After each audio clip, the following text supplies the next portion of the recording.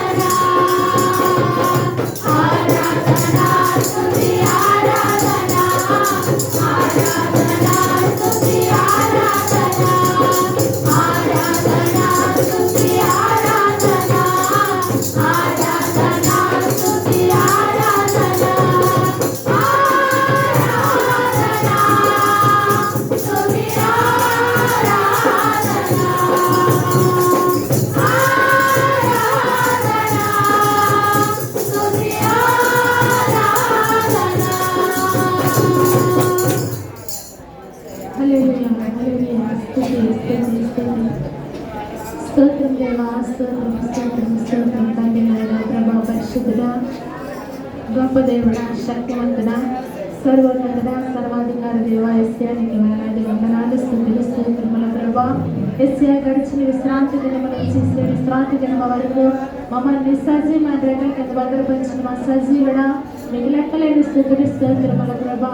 నాయన యేసయ్యా గొప్ప దేవుడు తండ్రి, భూమి ఆకాశముల నోటి మాటతో సృష్టించిన మా సృష్టికర్తానికి స్థుతులు స్తోత్రముల ప్రభా. ఇశ్రాయేలు ప్రజలు కాపాడిన దేవుడు, కునుకుడు నిద్రపోడని నీ లేఖనాల ప్రకారం అనేకమైన వాగ్దానాలు మా జీవితాల్లో నెరవేర్చిన మా గొప్ప దైవమా నీకు స్తుతులు స్తోత్రముల ప్రభా. మహోన్నతుడా, మహాబలుడా నీకు స్తుతులు స్తోత్రముల ప్రభా. యెహోవాకు కృతజ్ఞతాస్తుతులు చెల్లించుడి. ఆయన దయాళుడు, ఆయన కృప నిరంతరము మన మీద ఉండేలాగా ఆయన స్తుతిస్తూ ఆయన నామాన్ని గొప్ప చేయడం అనేక చోట్ల ఇప్పుడు ఆయన నామాన్ని గొప్ప చేసి నీ నామబట్టి నీకు స్తుతులు స్తోత్రముల ప్రభా. మన ప్రతి ఒక్క అవసరతను, మన ప్రతి ఒక్క బలహీనతను దేవుని సన్నిధిలో మేమందరము ఒప్పుకునే కృప మాకు దయచేయించండి ప్రభా. మా ప్రాణాన్ని నీ పాదములకు నైవేద్యములు ఇవ్వడానికి నీ సహాయం దయచేయించండి ప్రభా. ఆశ్చర్యంగా ఆలోచన స్తుతులు స్తోత్రముల ప్రభా. గొప్ప దేవుడా, సర్వశక్తిమంతుడా తండ్రి యేసయ్యా నీవు మాకు సహాయంలో ఉన్నావు ప్రభా. నీవు మాకు సహాయం చేసిన మా దేవానికి స్తుతులు స్తోత్రముల తండ్రి. కొండలు కట్టు కనులెత్తు చిన్నను సహాయం ఎక్కడి నుంచి వచ్చిన ప్రభా, అది యెహోవా వలన మాత్రమే సహాయం దేవా. నీ వలన మాత్రమే మీరు సహాయం కలిగి ఉంటారు. నీ సహాయమును మాకు దయచేయించండి ప్రభా. యేసయ్యా నీ సన్నిధిలో సంపూర్ణ స్వస్థత కలవన్నావు ప్రభా. మేమాత్రము నీ సన్నిధిలో తగిన స్వస్థత కలిగి ఉండేందుకు సహాయమును దయచేయించండి ప్రభా. నీ కుడి చేతిలో నిత్యము సొమ్ములు కలవన్నా ప్రభా. మేమందరము నీ కుడి చేతిలో నిత్యము సొమ్ము కలిగి ఉండేందుకు నీ సహాయమును దయచేయించండి ప్రభా. నీ సన్నిధి వెతికే వారుగా మేము ఉండేందుకు మాకు సహాయమును దయచేయించండి ప్రభా. నీ బలమును, నీ రాజ్యమును, నీ ప్రభావమును మేము సహాయం అనుగ్రహించండి ప్రభా. సహాయం చేసిన మా గొప్ప దైవమానికి స్తుతులు స్తోత్రముల ప్రభా. ఆయన కూడి చేసిన ప్రతి ఒక్క బిడ్డను దీవించి ఆశీర్వదించండి ప్రభా. రావాల్సిన బిడ్డలు రావడానికి నీ సహాయమును దయచేయించండి ప్రభా. నీ సన్నిధిలో ఒక్క దినము గడుపుటి కంటే 1000 దినముల కంటే శ్రేష్టమన్నా ప్రభా. మేమంతా రావడంలో మేమందరం వచ్చి నేను స్తుతించి, నేను గణపరిచి, నేను ఆరాధించి, నీ నామాన్ని హెచ్చించి విధానం బట్టి నీకు స్తుతులు స్తోత్రాలు చెల్లించుకుంటాం ప్రభా. నన్ను నీ దైవజనులు కూడా నిలువ బట్టి మంచి వర్తమానం అనుగ్రహించటకు నీ ఆత్మ తోడుగా వచ్చిందండి. నాన్న నీ వాక్య మర్మాలను మాకు తెలియజేయడానికి నీ సహాయం, నీ శక్తి, నీ బలమును దయచేయమని, నీ ఆత్మ ఎల్లప్పుడూ మాపై ఉండేలాగా నీ గొప్ప చూపించమని, ఈ చిన్నపాటి ఆరాధనని పార్చని చేర్చుకోమని యేసుక్రీస్తు పరిశుద్ధ నామాన్ని బట్టి అడిగి వేడుకుంటున్నావు పరమ తండ్రి. ఆమేన్. అందరూ కూర్చున్నట్లయితే మన పక్కన దేవుని నామాన్ని మనం కూర్చుకుందాం.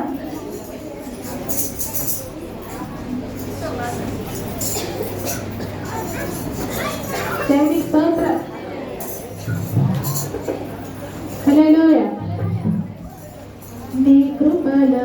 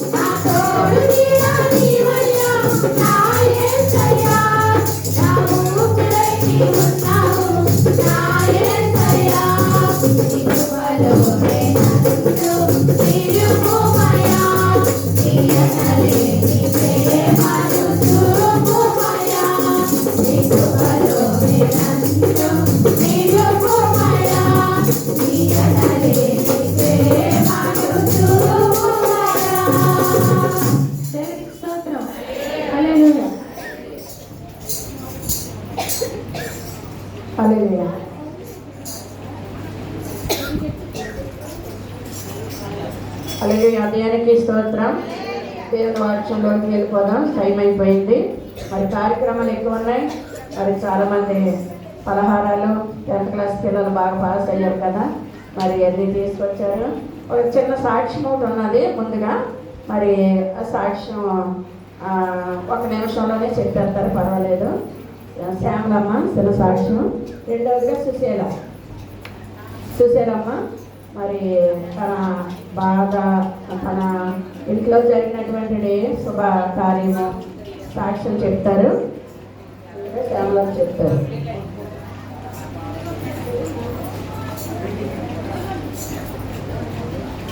హల్లెలూయా. దేవుడికి వందనాలండి, అయ్యగారికి అమ్మగారికి వందనాలు, మరి నా సంఘ బిడ్డలందరికీ వందనాలండి. మరి నేను చెప్పిన సాక్ష్యం ఏంటంటే మీకు అందరికీ తెలుసు, నేను ఎంతగానో మరి దేవుడిని అడిగి మీకు అందరికీ తెలుసు. ఆయనకి ఏమి ఇచ్చినా మరి మనం పేర్చలేము. మరి మొన్నటి వరకు మరి ఎక్కడ ప్రార్థనలు ఉన్నా, వెళ్ళండి. మరి దేవుడి సేవలు ఎంతగానో ఎదిగేదని మీకు అందరికీ తెలుసు. ఎందుకంటే నేను ఇక్కడికి వచ్చి మరి కనుగొని ఇక్కడికి వచ్చి 11 సంవత్సరాలు అవుతుందండి. మరి 11 సంవత్సరాలు కూడా దేవుడు ఎంతగానో సహాయం చేశాడు. ఆయన సేవలకు వరకు వాడుకున్నాడు. మరి దేవుడి సేవలు ఎదగాలంటే అందరికీ ఆశ అండి. మరి నాకు కూడా ఆశ. మరి కానీ మరి ఇంట్లో పరిస్థితిని బట్టి మరి మాకంటూ ఒక ఉపయోగం ఉండాలనేసి మరి దేవుడికి తెలుసు. మరి అమ్మగారికి అయ్యగారికి మరి మీకు అందరికీ నేను ప్రార్థన చేయమని అడిగాను. మరి దేవుడి కృపను బట్టి నాకు ఒక కాలేజీలో ఆయన దేవుడు మంచి చూపించాడు, పని చూపించాడు. మరి ఎక్కడికి వెళ్ళి అడిగినా కానీ ఆదివారం సెలవు ఇచ్చారు. ఎవరనే వారండి, ఎవరంటే నేను ఏంటి ప్రభా ఆదివారం సెలవు అంటే మీ సన్నిధికి నేను దూరం అయిపోతాను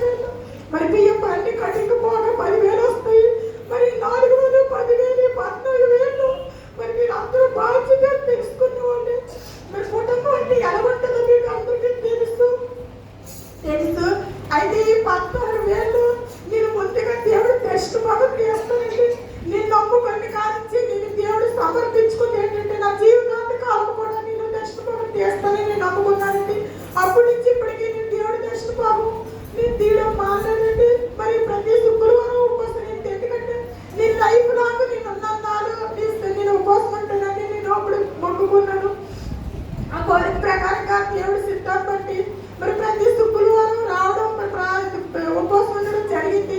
అయితే దేవుడు దర్శన భాగం విషయంలో మీకు చెప్తున్నానండి. అయితే ఈ 14,000లో నేను పక్కన దేవుడి దర్శన భాగం తీస్తానండి. తీసి పక్కన పెట్టినప్పుడు ఇంకా ఆ 14,000 తీసిస్తే ఎంత ఉంటుందో మీకు అందరికీ తెలుసు. కానీ చెప్పొచ్చు చెప్పకూడదు నాకైతే తెలియదు. కానీ మీరు అందరూ తెలుసుకోవాలని, మీరు కూడా దేవుడు ఆశీర్వాదం పొందుకోవాలని నేను ఆశపడుతున్నాను. అయితే ఆ 14,000లో దేవుడి భాగం తీసాక ఉన్న డబ్బులతో మీకు అందరికీ తెలుసు. మరి అందులో గ్యాస్ కొనుక్కోవాలి, అందులో బియ్యం కొనుక్కోవాలి, అందులో పప్పులు బ్రెడ్ కొనుక్కోవాలి, మరి సెల్లో బ్యాలెన్స్ చేసుకోవాలి, టీవీ అయిపోతే టీవీ బ్యాలెన్స్ చేసుకోవాలి, అన్ని మొత్తం సమస్తం అందులోనే. కానీ 14,000లో ఎలా సాధ్యమవుతుందో ఒక్కసారి మీరు అర్థం చేసుకుంటారని నేను మనస్ఫూర్తిగా నేను మీకు విన్నపం చేసుకుంటున్నాను. అయితే దేవుడికి మీరు దర్శనం తీస్తే ఇంకా అందులో ఇవన్నీ చేయగా మీకు ఇంకా డబ్బులు మిగులుతాయంటే ఒక్కసారి మీరు అది గమనించుకొని మరి దేవుడికి తెలియదు. ఇప్పుడు సపోజ్ ఇప్పుడు నేను అక్కడికి ఏ కాలేజీకి వెళ్తున్నానండి, ప్రార్థన చేయగా మరి సంఘము మరి సేవకులు అందరూ ప్రార్థన చేయగా మరి దేవుడు ఇచ్చిందే కదా. దేవుడు ఇచ్చింది దేవుడికి ఇవ్వడానికి ఎందుకు వెనకాడుతున్నారో నాకైతే తెలియదు. నా గురించి మీరు ఏమనుకున్నా నాకు పర్వాలేదు. ఇది నా ప్రేరేపణ బట్టి మరి నాకు జరిగిన సాక్ష్యాన్ని బట్టి చెప్తున్నాను. అందుకే దయచేసి ప్రతి ఒక్కరు దేవుడిలోకి బలపడాలని, దేవుడి మార్గం మీద నడవాలని నేను ఆశపడుతున్నాను. ప్రతి ఒక్కరు మనకి 100 రూపాయలు వచ్చింది అనుకోండి, సపోజ్ 5,000 వచ్చింది అనుకోండి, 5,000 మీరు 500 తీసి దేవుడికి అప్పగించండి. అది మనం చేపలకి ఇవ్వడం లేదండి, మన దేవుడి సన్నిధికి ఇస్తున్నామని ఒక్కసారి మీరు గమనించుకొని మీరు అలా చేశారనుకోండి 4,500 ఉంటాయి. ఆ 4,500లో మీరు దేనికి ఖర్చు పెట్టినా ఇంకా మీకు డబ్బులు మిగులుతాయండి. మీరు అది ఒక్కసారి మీరు గమనించుకుంటారని నేను మనస్ఫూర్తిగా అనుకుంటున్నాను. అయితే మనం ఏం జరిగిందంటే ఇలాగే దర్శన బాబు తీసుకున్నట్టు అయిపోయి బాబుకి రోజుని 50 రూపాయలు సార్జీ అండి. సార్జీ కూడా డబ్బులు లేవు, ఇంట్లో బియ్యం లేవు. బియ్యం లేకపోతే ఏం చేయాలి అంటే ప్రార్థన చేశాను. ప్రార్థన చేస్తే 1000 రూపాయలు ఉన్నాయి కదండి. బాబు చేయను దర్శన బాబు తీసాను. తీస్తే సాధారణంగా ఏమంటారు తెలుసా, అది దేవుడి సన్నిధికి ఇవ్వకు, నువ్వు ఖర్చు పెట్టేసుకో అనేసి ఓ పక్క నుంచి అంటుంటే నేను ఒకటి అడిగాను, ప్రభు అది నీ సిద్ధం, ప్రభు అది సిద్ధం, నేను దేవుడు చాలదు, నీకు ఇవ్వాల్సిన బాగుందా, నీకు రూపాయి కూడా ఖర్చు పెట్టిన ప్రభు అని నేను ప్రార్థన చేసి నేను అమ్మగారి చేతిలో పెట్టి ప్రార్థన చేస్తే సాయంత్రానికి బియ్యం కూడా లేవండి. లేకపోతే నేను వెళ్ళాక ప్రార్థన చేశాను కాబట్టి ప్రార్థన చేసి ఇంటికి వెళ్ళాక మరి ఆ సాగు కూడా అందరూ సంతోషాలు ఉంటారండి. ఆ దగ్గర మేము అడుగు తెచ్చుకుంటాం. అక్కడ ఫోన్ చేయగా నాకు ఏం చేశాడు సార్, ఆ శ్యామల గారు తీరేంటండి, ఎవరేంటండి చేసుకొచ్చి ఇచ్చేదండి, అతనైతే బియ్యం పోటండి నా ఇంటికి తెచ్చేస్తాడండి. అతను తీర్చినారండి, ఆయనకి అసలు కూడా ఇవ్వలేదండి.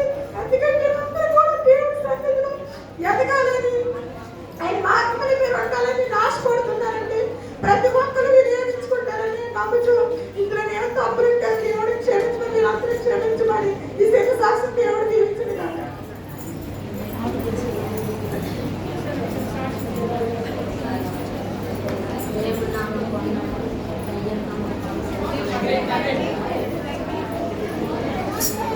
నా పిల్లలకు మన పిల్ల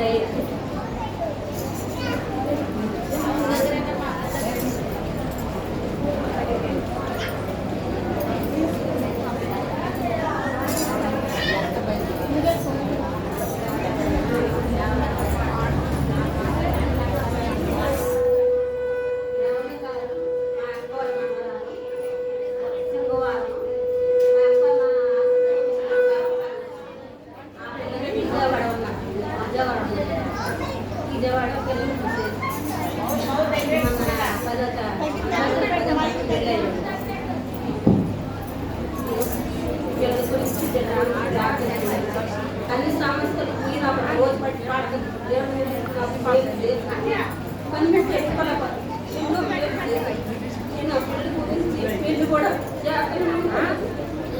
మూడు చుట్టూ చచ్చిపోయి నా పిల్లలు తెలిసి అతను పిల్లలకి 22 దేవుడు పిల్లలు రుణం ఇప్పించాడు.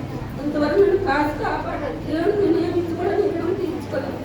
నా నమ్మకం దేవుడు నమ్మకమే నాకు నేను ఎంత పడదాలు అన్నాను. దేవుడు నాకు కోరిక తీర్చాడు. దేవుడు మరి అందరి గురించి, నా కుటుంబం గురించి ప్రార్థన చేయండి. నా కుటుంబంలో నేను ఒకదాన్ని నమ్ముకున్నాను. ఈ బిడ్డ కూడా వచ్చినట్టుగా, నా బిడ్డ మనసు కూడా మార్చినట్టుగా మీరు అందరి గురించి మీరు అందరూ ప్రార్థన చేయండి. ఈ చిన్న సాక్షి దేవుడు దీవించండి. చాలా మంచి సాక్ష్యం అమ్మ. ఈ ఉదయకాల సమయంలో మరి భార్య భర్తలు కూడా వచ్చారు. కొత్త బండి అంతరించిన బండి ప్రార్థన చేసాము, ఓపెన్ చేసుకుని వెళ్ళారు.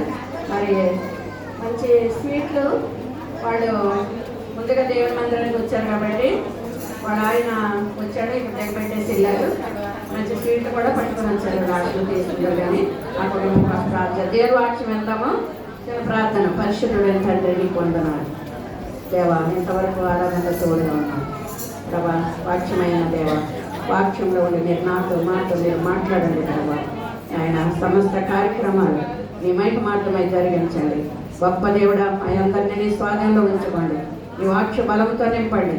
గొప్ప దేవుడా, నాయన బిడ్డను బలపరిచిన ప్రభ, మరింపరిచిన ప్రభ.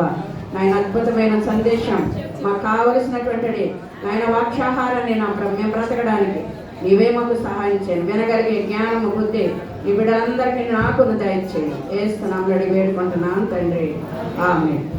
హల్లెలూయా. అందరికీ వందనాలు. మరి వచ్చిన మీ అందరికి కూడా ప్రభువైన యేసుక్రీస్తు నామములో శుభం తెలియజేస్తూ ఉన్నాను. మరి ఈ రోజున ఆదివారం విశ్రాంతి దినము పరిశుద్ధ దినంగా ఆచరించడానికి దేవుడు మనకి ఇచ్చిన గొప్ప సమయాన్ని బట్టి దేవునికి మహిమ కలుగుగాక. హల్లెలూయా. మరి మొదటి ఆదివారం అట్లా మీ మధ్యలో ఉండడానికి దేవుడు సహాయం చేస్తున్నాడు. మరి ఈ యొక్క ఆదివారం మరి మనము కొన్ని మాటలు బైబిల్ గ్రంథంలో నుంచి చూడడానికి ప్రయత్నం చేద్దాం. ఎందుకంటే మనం వాక్యము వినేలాగా మనం ఈ రోజున ఉండాలి. ఎందుకంటే దేవుని యొక్క సంఘంలో మనం వచ్చేది వాక్యం వినడానికి, ఆ వాక్యం మన జీవితంలో ఉండడానికి. కాబట్టి ప్రతి ఒక్కరు కూడా ఆయన మాటల వైపు నాకు మనము దృష్టి వచ్చింది. మీ దగ్గర ఎంతమంది బైబిల్ ఉందో చేతులు పైకి చూపించండి.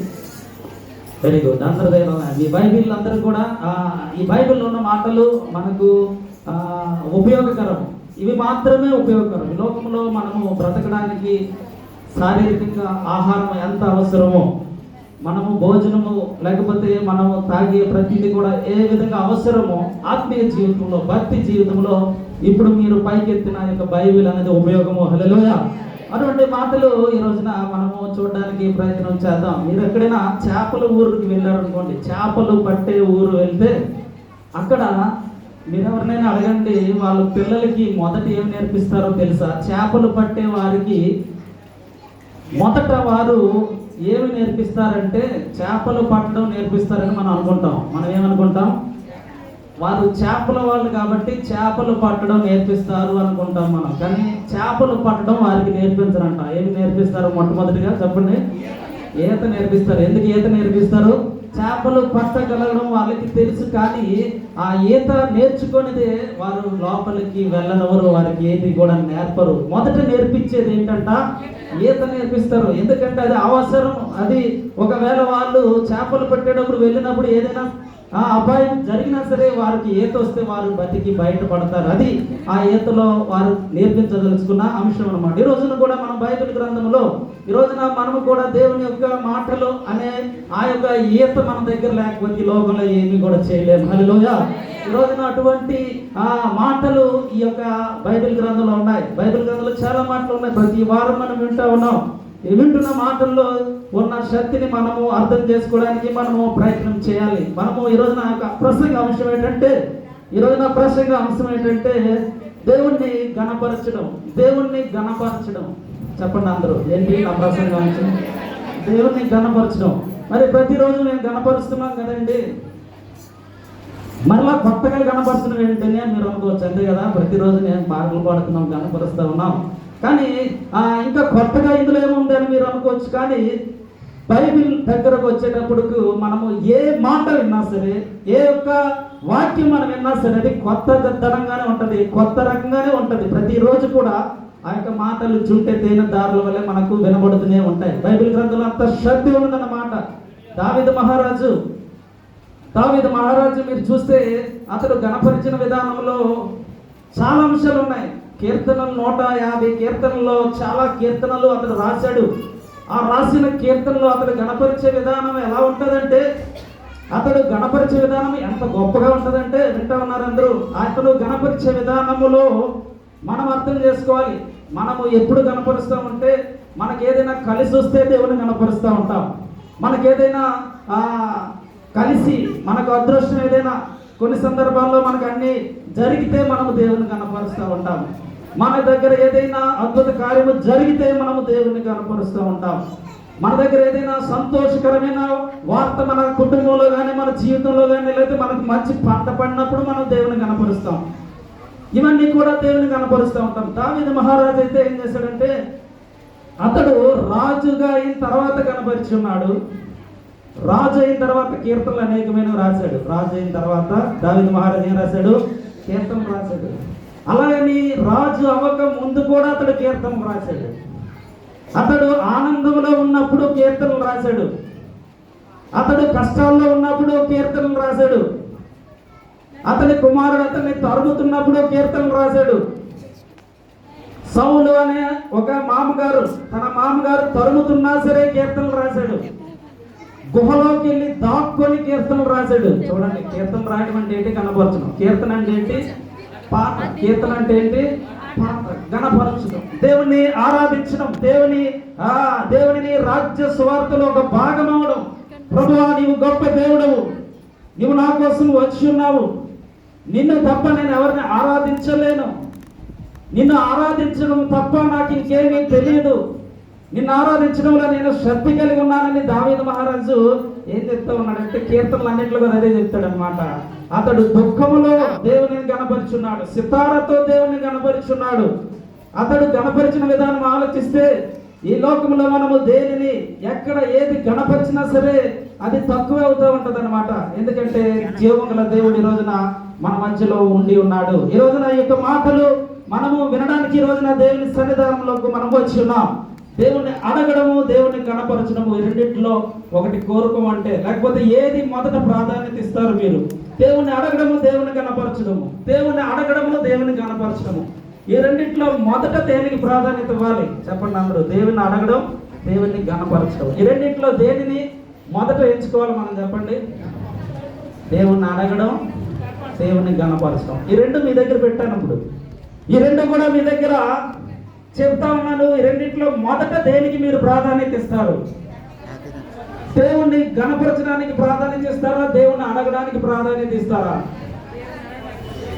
దేవునిని గణపరిచే విధానంలో మొట్టమొదట మనం ఉండాలి. అడగడం రెండవ విధానం, రెండవ పద్ధతి.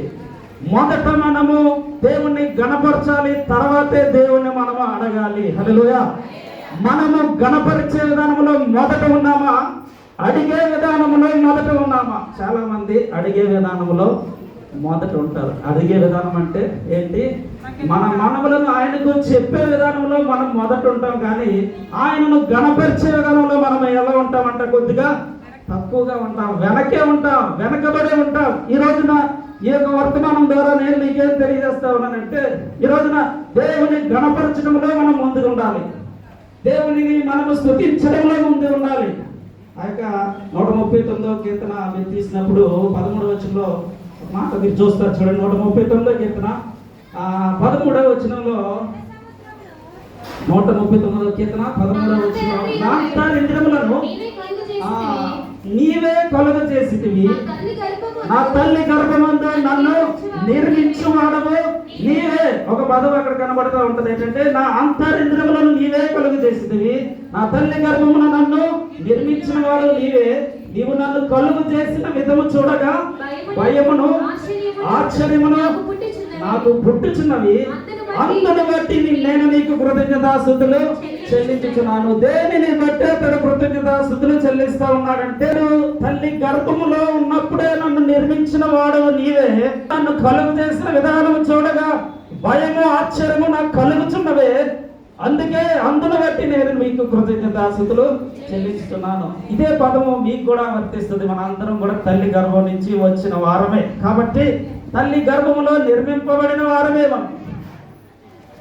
ఇటువంటి సందర్భంలో జీవిస్తున్న మనము కూడా ఏం చేయాలంటే అందును బట్టి నేను నీ కృతజ్ఞతాస్తుతులు చెల్లిస్తున్నానని దావీదు పలుకుతా ఉంటాడు. ఈ రోజున దావీదు పలికిన మాట ఈ రోజున నీకు నాకు వర్తింప చేసుకుని మనం కూడా ఆ యొక్క మాటలను పలకడానికి, నమ్మకము కలిగి ఉండడానికి ఈ రోజున మనము మన యొక్క జీవితము ఉపయోగిస్తూ ఉన్నాం. ప్రతి మనిషికి కూడా దేవుడు ఏదో ఒక టాలెంట్ ఇచ్చాడు. ఏదో ఒక టాలెంట్ అందరిలో ఉంటుంది. నాకేమీ లేదు అని అనుకోవడానికి లేదు. చిన్నవారు మొదలుకొని పెద్దయిన వారి వరకు, చదువుకున్న వాళ్ళు మొదలుకొని చదువు లేని వారి వరకు, లేకపోతే ఎవరైనా సరే, మీరు ఎలాంటి పరిస్థితిలో ఉన్నా సరే, మీ దగ్గర ఏది కూడా నాకు దేవుడు ఇవ్వలేదు అనుకోవడానికి లేదు. మీ దగ్గర ఏదో ఒకటి దాచబడి ఉంది. మీలో ఖచ్చితంగా దేవుని గణపరిచే విధానంలో మీరు ముందుండాలి. ఎందుకంటే దేవుని గణపరిచే విధానంలో మనం ముందుకు వెళితే ఖచ్చితంగా దేవుడు మనల్ని చూసి ఆనందిస్తూ ఉంటాడు. దేవుడు మనల్ని చూసి సంతోషిస్తూ ఉంటాడు. నేను కన్న కుమారుడు లేదా నేను కన్న కుమార్తె దేవుని సంఘములో దేవుని వైపునకు తిరిగి దేవుని మాటలు వినుటలో గణపరుస్తూ ఉంది. దేవుని మాటలు వినడం కూడా గణపరచడమే. దేవుని మాటలు చదవడం, దేవునికి పాటలు పాడడం. దావీదు మహారాజు సితార వాయించేవాడు. 1 సమూయేలు తీయండి. 1 సమూయేలు మీరు చూసినప్పుడు 16 అధ్యాయం, 1 సమూయేలు 16 అధ్యాయంలో మీరు చూస్తారు. 1 సమూయేలు 16 అధ్యాయంలో కొన్ని మాటలు మీరు చూస్తూ ఉంటారు. అక్కడ దావీదు మహారాజు గణపరిస్తే అక్కడ ఏమైందో చూడండి.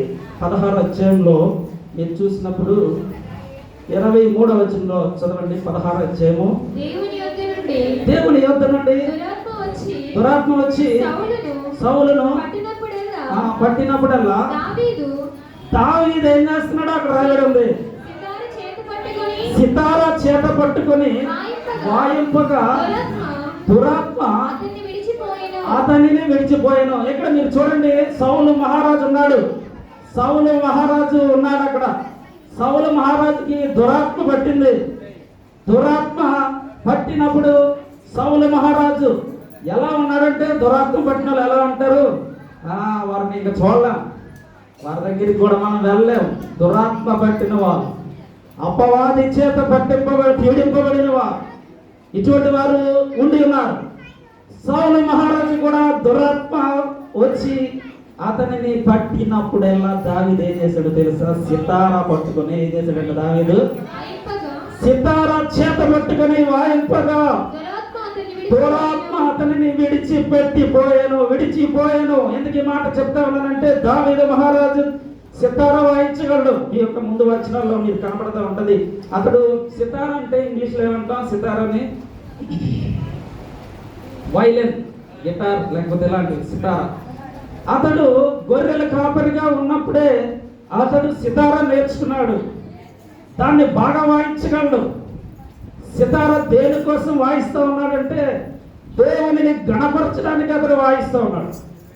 సితారాను అతడు దేనికి ఉపయోగిస్తూ ఉన్నాడంటే, అతడు తన యొక్క టాలెంట్ దేనికోసం ఉపయోగిస్తూ ఉన్నాడంటే, దేవునికి కీర్తనలు రాయడంలో ఉపయోగిస్తూ ఉన్నాడు.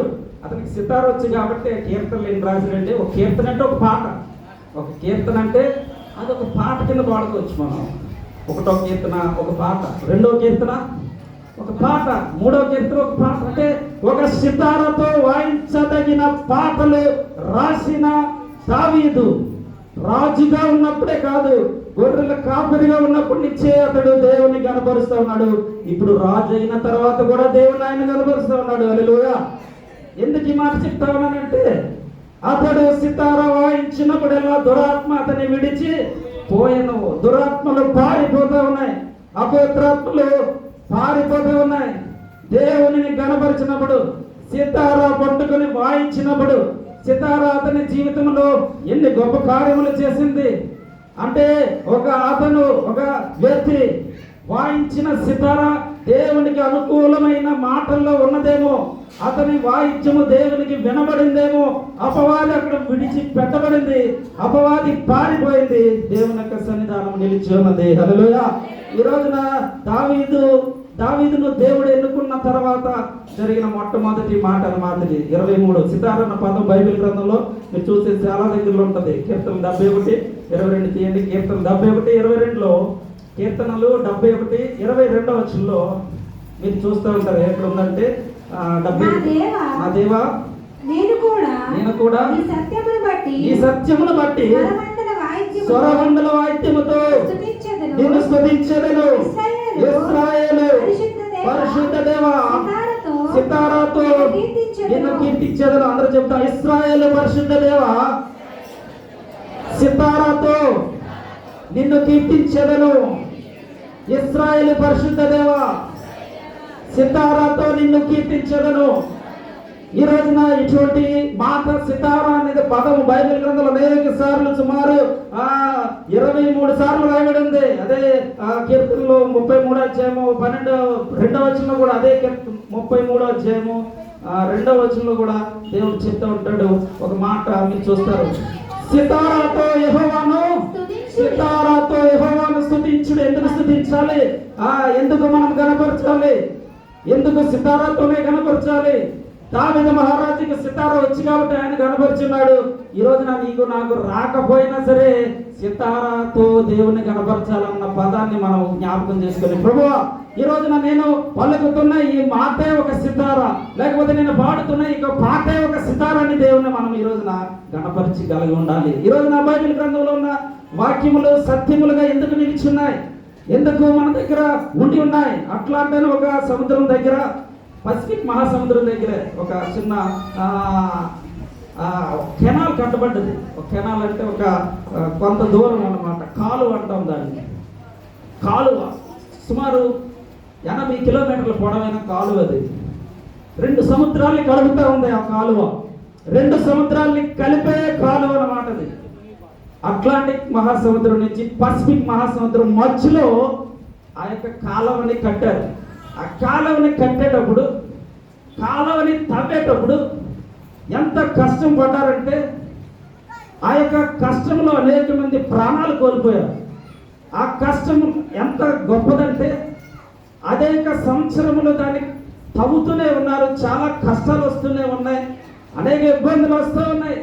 ఆ కాలువ తవ్వేటప్పుడు, ఆ యొక్క నీటిని తోడేటప్పుడు ఆ పక్కకు 2 సముద్రాలు కలిపే కాలువను కట్టడానికి అనేక ప్రాణాలు కోల్పోయారంట. సుమారు అక్కడ రాయబడి ఉంది ఏంటంటే, మీరు ఎక్కడైనా చూసినా తెలుస్తుంది, 1200 మంది చనిపోయారంట అది కట్టే సమయంలో. అది కట్టే సంవత్సరాల్లో కేవలము ఆ మట్టి పడో, కేవలము అక్కడి నుంచి ఏదైనా కింద పడో, లేకపోతే అక్కడ కట్టే విధానంలో అనేక ఇబ్బందులు ఎదురయ్యి 1200 మంది చనిపోయి ఉన్నారు. ఆ యొక్క చివరికి ఆ యొక్క కాలువ పూర్తయింది. ఆ కాలువ కట్టి ఉన్నారు.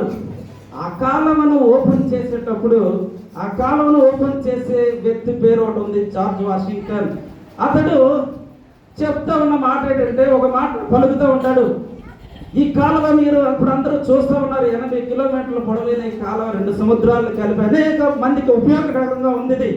అనేక మంది ఇక్కడికి వచ్చి ఈ కాలువలో అనేక మంది వెళుతూ వాద్య లేకపోతే వాణిజ్య పద్ధతులన్నీ కూడా అక్కడ ఉన్నాయి, వ్యాపారాలు జరుగుతూ ఉంటాయి. కానీ దీని వెనక ఎంత ప్రయాసం ఉన్నదో మీకు చెప్పాలి అని ఈ యొక్క మాటలు చెప్తూ ఉంటాడు. ఈ కాలువను త్రవ్వేటప్పుడు ఈ కాలువలో అనేక మంది మరణించి ఉన్నారు. ఈ కాలువను కట్టేటప్పుడు అనేక ధనము వృధా అయింది. కొన్ని సందర్భాల్లో చేసిన పని 10 సార్లు చేయాల్సి వచ్చేది. ఇక మేము చేయలేము అన్న పరిస్థితి వచ్చినా సరే మమ్మలను నడిపించే ఒక వ్యక్తి ఉన్నాడు, ఆయన యేసుక్రీస్తు. ఆయన వల్ల ఇది కట్టడం సాధ్యపడ్డది అన్నాడు. హల్లెలూయా. ఆయన వల్ల ఇది మేము కట్టగలిగి ఉన్నాం. ఆయన వల్ల ఈ రోజున ఎంతమంది మరణించినా వద్దన్నా, ఎవరు కూడా ఇది కట్టొద్దు, ఇది తవ్వద్దు అన్నా సరే దేవుని మీద ఘనపరిచే విధానంలో మేము ఎప్పుడు కూడా వెనకంజ వేయలేదు. ఆయనను నమ్ముకొని మేము ముందుకు వెళ్ళాం. ఈ రోజున కాలం ఓపెన్ అయింది. హల్లెలూయా. అనేక మందికి ఉపయోగపడింది. ఈ రోజున ఎందుకు ఈ మాట చెప్తా ఉన్నానంటే, దేవుని నమ్మిన జనాంగంలో ఎవరైనా సరే, దేవుని కార్యములు చేసేవారు ఎవరైనా సరే, దేవునిని ఘనపరచడంలో, పబ్లిక్ గా దేవుని మాట చెప్పడంలో ఎవరు కూడా వెనుకంజ వేయరు అన్నమాట. దేవుని కలిగి ఉన్నవారు నిజమే. దేవుని కలిగి ఉన్న ఈ దావీదైతే, దేవుని కలిగిన ఈ దావీదైతే వెనుకంజ వేయలేదు. చెప్తా ఉన్నాడు, సితారాతో నేను దేవుని స్తుతిస్తాను, సితారాతో దేవుని నేను కీర్తిస్తాను, ఆయన నామాన్ని నేను గణపరచడంలో ఎటువంటి విధానంలో అయినా సరే నేను వెనుకంజ వేయను. 149 కీర్తన 3వ వచనంలో కూడా అదే మాట మీరు చూస్తారు. 149:3 వచనంలో కూడా మీరు చూస్తారు. అక్కడే ఉంది, నాట్యముతో వారు ఆయన నామమును స్తుతించుదురుగాక, తంబురతోను సితారాతోను ఆయనను గూర్చి గానము చేయుదురుగాక. తంబురతోను సితారాతోను ఆయనను గూర్చి గానము చేతురుగాక. ఆయనను గురించి గానము చేసే విధానములో దావీదు రాసిన కొన్ని పదాలు మనము గుర్తించేసుకుంటున్నామా? దావీదు రాసిన కొన్ని పదాలు మీకు వినబడతా ఉన్నాయా? 150 కీర్తన 3వ వచనం కూడా ఉంటుంది చూడండి. బూరాధ్వనితో ఆయన స్తుతించుడి, స్వరమండలములతో సితారాతో. ఎన్నిసార్లు రాయబడి ఉన్నది 147:7 కూడా. అతడు ప్రతి కీర్తనలో కూడా దాదాపుగా పదం వాడాడు. ఆయన కృతజ్ఞతాస్తుతులతో యెహోవాను స్తుతించుడి, కీర్తించుడి. సితారాతో మన దేవుని కీర్తించుడి అంటే ప్రతి దగ్గర కూడా వాడి ఉన్నాడు ఆ పదాన్ని. ఎందుకంటే సితారం వాయించగానే సౌలులో ఉన్న దురాత్మ ఏమైంది? బయటికి పారిపోయింది. ఒక రాజులో ఉన్న దురాత్మ పారిపోయింది సితార ఎప్పుడైతే వాయించున్నారో. దేవుని పనిలో నమ్మకముగా ఉండే విశ్వాసులుగా మీరు ఉండాలి. హల్లెలూయా. మనందరం కూడా ఉండాలి దేవుని పనిలో ఈరోజున నమ్మకము కలిగిన విశ్వాసులుగా దేవుడు మన దగ్గర ఉన్న సందర్భంలో ఖచ్చితంగా ఆయన మనము గణపరిచే విధానంలో ముందుకెళ్ళాలి. తూర్పుగోదావరి జిల్లాలో మొన్న ఒక పేపర్లో చదివాను నేను. దొంగతనం చేశారు. తూర్పుగోదావరి జిల్లాలో 3 ఉన్నారు. ఇమానియేల్, మోషే, యెషయా 3 పేర్లు ఉన్నాయి. వాళ్ళ పేర్లు 3 ఇమానియేల్, మోషే, యెషయా. వీళ్ళు 3 కూడా అక్కడ ఎక్కడది మన గ్యాస్ ఏజెన్సీలో గ్యాస్లో దొరికారు అనమాట. గ్యాస్ అంటే ఎందుకు చెప్తా ఉన్నానంటే వాళ్ళ పేర్లు ఆ విధంగా రాయబడి వాళ్ళు గణపరుస్తూ ఉన్నారా? వారు పెట్టుకున్న పేర్లు బట్టి వారు గణపరచట్లేదు. పెట్టుకున్న పేరు బట్టి వారు గణపరచట్లేదు. దేవుడిని గణపరిచే విధానంలో వారి పేర్లు బలంగా ఉన్నాయి, పేర్లు గొప్పగా ఉన్నాయి. అక్కడ మీరు చూస్తే ఈ రోజున కూడా దేవుని సన్నిధానంలో మనం ఉన్న సందర్భంలో ఈ రోజున మన పేరు బట్టి మనము దేవుని కృతజ్ఞతాస్తుతులు చెల్లించాలి. మనము పెట్టుకున్న పేరును బట్టి దేవుని కృతజ్ఞతాస్తుతులు, లేకపోతే నేను గణపరుస్తున్న వారందరూ కూడా హల్లెలూయా చెప్తాం. హల్లెలూయా. దేవుణ్ణి మనము గణపరిచి ఉండాలి. దేవుని నామాన్ని ఈ రోజున మనం హెచ్చించగలిగే విధంగా మనం ఉండాలి. మన ఘనము ఘనత దేవునికి చెంది ఉండాలి. హల్లెలూయా. కొలస్సీయులకు రాసిన పత్రిక 3వ అధ్యాయము 24వ వచనం తీయండి. కొలస్సీయులకు రాసిన పత్రిక 3వ అధ్యాయము 24వ వచనంలో మీరు చూస్తూ ఉంటారు. అక్కడ ఒక మాట మీరు చూస్తారు. కొలస్సీయులకు రాసిన పత్రిక ఎందుకు మనము ఈ రోజున దేవుని స్తుతించాలన్నది చూస్తే, ఎందుకంటే మన స్వాస్థ్య భాగము దేవుని దగ్గర ఉన్నదని ఇక్కడ రాయబడి ఉంటుంది. ప్రభు వలన స్వాస్థ్యమును దేనికోసం మనము గణపరచాలి అన్నది ఇక్కడ రాయబడి ఉన్నది. ప్రభు వలన స్వాస్థ్యమును ప్రతిఫలముగా పొందుదమని ప్రభువు యందు మనము ప్రతిఫలముగా స్వాస్థ్యమును పొందే రకముగా ఉన్నాం కాబట్టే మనము దేవుని కనపరచాలి, దేవుణ్ణి స్తుతించాలి. దావీదు మహారాజు అందుకే తన యొక్క ఏ స్థితిలో అతడు ఉన్నా సరే, లేవిలో కూడా అతడు దేవుని కీర్తనలు రాశాడు. రాజు అయిన తర్వాత కూడా అదే కీర్తనలు దేవుని దగ్గర రాసి ఉన్నాడు. రాజు అయిన తర్వాత కూడా అదే ఆ కీర్తనలో అతని యొక్క వాయిస్ తగ్గల. కొంతమంది కొద్దిగా చేతికి ఏదైనా వస్తే మన మాట తీరు మారిపోద్ది. మన చేతికి ఏదైనా ఎక్కువగా వస్తే ఏమవుద్దంటే మన మాట తీరు మారిపోద్ది. ఎందుకంటే మనకు ఎక్కువగా పైకి వెళ్ళే కొలది దేవుని స్తుతించడం అన్నది తగ్గిపోతూ ఉంటుంది. మనము హెచ్చింపబడే కొలది దేవుని తగ్గిస్తూ ఉంటాం. మనం హెచ్చింపబడితే ఏం చేస్తాం? మనం దేవుని తగ్గిస్తూ ఉంటాం. ఎందుకు?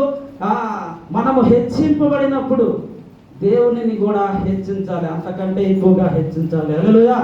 దావీదు మహారాజు గొర్రెల కాపరిగా ఉన్నప్పటి నుంచి రాజుగా హెచ్చింపబడ్డాడు. కానీ గొర్రెల కాపరి దగ్గర ఎలాగైతే స్తుతించాడో రాజుగా ఉన్నప్పుడు కూడా అదే విధంగా ఆయనను స్తుతిస్తూ ఉన్నాడు, ఆయనను కనపరుస్తూ ఉన్నాడు. హల్లెలూయా.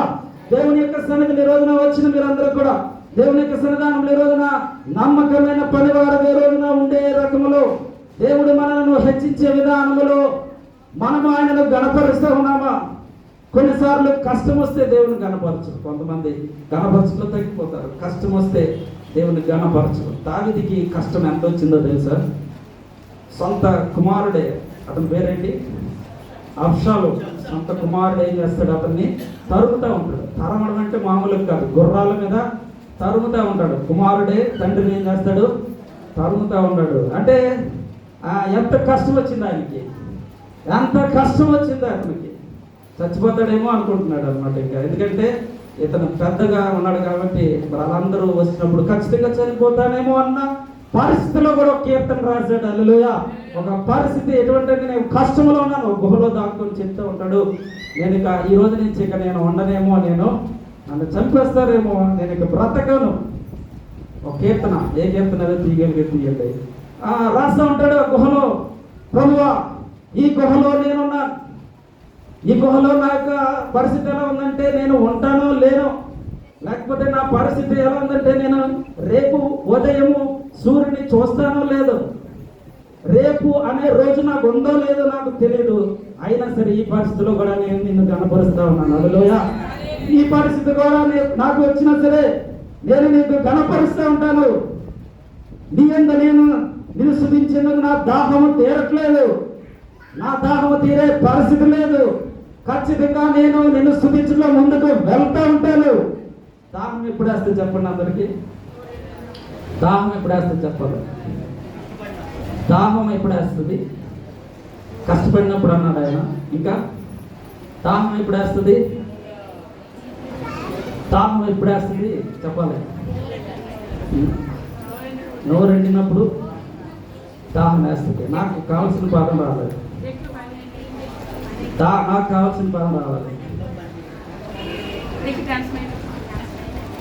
నేను అనుకున్న పదం ఏంటంటే, మీ దగ్గర నీరు లేకపోతే అప్పుడేమవుతుంది, మీకు దాహం వేస్తుంది. మీ దగ్గర నీరు ఉంటే మీ దగ్గరకు దాహం రాదు, నీరు ఉండలే ఎప్పుడైనా తాగొచ్చు. మీ దగ్గర నీరు లేకపోతే ఏమవుతుంది, ఖచ్చితంగా దాహం వేస్తూ ఉంటుంది. మీకు నీరు లేని పరిస్థితుల్లో, నీరు లేని మీ దగ్గర బ్రతుకు ఉన్నప్పుడు అప్పుడు గుర్తొస్తుంది ఆ యొక్క దాహము యొక్క విలువ.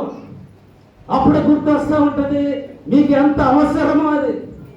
దేవుని వాక్యము కూడా నీ దగ్గర ఉన్నప్పుడల్లా కూడా అదే అనిపిస్తుంది, నా దగ్గర వాక్యం ఉందలే అనుకుంటున్నావేమో. ఆ వాక్యం ఈ రోజున నీ దగ్గర ఒకనొక రోజున లేకపోయినప్పుడు తెలుస్తూ ఉంటుంది దాని యొక్క విలువ. దేవుని యొక్క వాక్యం ఈ రోజున నీ చేతిలో ఉన్నప్పుడే దాని విలువ నువ్వు తెలుసుకుంటే ఖచ్చితంగా దేవుని గణపరిచినట్లు. హల్లెలూయా. దేవుని గణపరచుకునే రోజున నీవు దేవుని వాక్యము నా దగ్గర ఉన్నది. ఇది ఒకవేళ లేని పరిస్థితిలో కూడా నేను దేవుని గణపరుస్తూ ఉంటాను. ఇది లేనప్పుడు కూడా నీ కొరకు నేను సాక్షిగా ఉండడానికి ఇష్టపడతా ఉంటాను. రేపు అన్నది నాకు లేకపోయినా ఈ వాక్యాన్ని ఈ రోజు వదలను అన్నవారే దేవునికి కావాలి. హల్లెలూయా.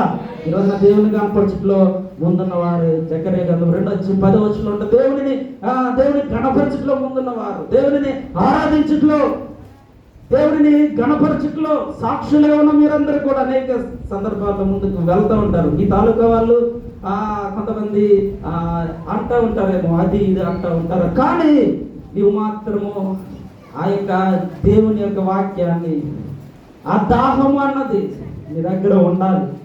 ఆ దాహం అన్నది ఎప్పటికీ కూడా ఉండాలి అన్నదే దేవుని యొక్క ఆశ అన్నమాట. దేవుడు మన మీద పలుకుతున్న మాట అదే. ఏముంది అక్కడ చదవండి ఆ వచనంలో. జకర్యా గ్రంథము, సియోను నివాసులారా, నేను వచ్చి మీ మధ్యన నివాసము చేతును, సంతోషముగా ఉండి పాటలు పాడుడి. చూడండి అక్కడ రాయబడిన మాట మీరు అందరూ చేయగలరా? చదవండి అందరూ ఒకసారి, ఇంకోసారి ఆ పదం గట్టిగా చదవండి. సియోను నివాసులారా, నేను వచ్చి మీ మధ్యను నివాసము చేతును, సంతోషంగా ఉండి పాటలు పాడుడి. ఒక మాట అక్కడ రివర్స్ లో నేను చెప్తాను, ఆ పదానికి రివర్స్ లో చెప్తాను. నివాసము చేయుదును అని దేవుడు చెప్తా ఉన్నాడు. ఏం చెప్తున్నాడు అక్కడ? నివాసము చేయుదును అని దేవుడు పలుకుతా ఉన్నాడు. మరి యొక్క మాట మీరు చూసినప్పుడు నివాసము ఎప్పుడు మనం చేస్తూ ఉంటాడు దేవుడు మన మధ్యలో? చెప్పండి, దేవుడు మన మధ్యలో నివాసం ఎప్పుడు చేస్తాడంటే పాటలు పాడినప్పుడు. ఇంకో పదం ఏముంది అక్కడ? సంతోషగానం చేసినప్పుడు దేవుడు మన మధ్యలో నివాసం చేస్తూ ఉంటాడు. హల్లెలూయా. వెనక వారికి నా వాయిస్ వినిపిస్తే ఒకసారి చేయలేస్తాను మీరు. ఎందుకో నాకు కొద్దిగా వినిపించినట్టుగా అనిపిస్తుంది. ఎందుకంటే ఈ యొక్క మాటల్లో సంతోషకరమైన పాటలు పాడి దేవుని ఉత్సాహగానం చేస్తే దేవుడు మన మధ్యలో నివసిస్తాడు. వీటిని అటు చదవాలి. దేవుడు మన మధ్యలో నివసిస్తే మనము పాటలు పాడి సంతోషగానం చేస్తాం. ఇటువైపున ఒకటి ఉంది. రివర్స్ లో మనం చూసినప్పుడు దేవునిని పాటలు పాడి దేవునిని సంతోషగానం చేస్తే దేవుడు మనలో నివసిస్తాడు. హల్లెలూయా. ఈ రెండు కూడా దేవుడు మన మధ్యలో నివసించాలి. నువ్వు కోరుకుంటున్నావా? ఇంకొక రాజు ఉన్నాడు, నెబుకద్నెజరు. మొదటి రాజుని మీకు చూపించాను, దావీదు రాజు. ఇప్పుడు రెండో రాజు నెబుకద్నెజరు, అతని పేరు. దానియేలు గ్రంథం 4వ అధ్యాయంలో ఉంటుంది. దానియేలు గ్రంథం 4వ అధ్యాయంలో ఆ యొక్క మాట మీరు చూస్తూ ఉంటారు. ఆ యొక్క మాటలో ఆ యొక్క అధ్యాయంలో ఒక రాజు పేరు నెబుకద్నెజరు. ఎంతమంది ఆ పదం ఇంతకుముందు విన్నారు? చేయలేదంటే నెబుకద్నెజరు విన్నవారు, వింటే చాలు, అందరూ విన్నారు. అతడు కూడా ఒక రాజే. అతడు కూడా దావీదు వలె ఒక రాజే. దావీదు వలె ఆ యొక్క ప్రాంతం అంతటికి కూడా అధిపతే.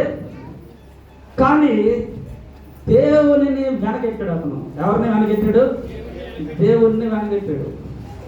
దావీదు అయితే దేవుని ముందెట్టాడు అన్నాను కదా. ఇప్పుడు నెబుకద్నెజరు దేవుణ్ణి వెనక పెట్టాడు. రాజుగానే ఉన్నాడు, ఇశ్రాయేలు ప్రజల దగ్గరే ఆ యొక్క ప్రాంతంలోనే ఉన్నాడు నెబుకద్నెజరు. కానీ ఆ యొక్క రాజు దేవుని మర్చిపోయాడు. దేవుణ్ణి వెనకట్టడం కాదు, అతను చేసింది ఏంటి?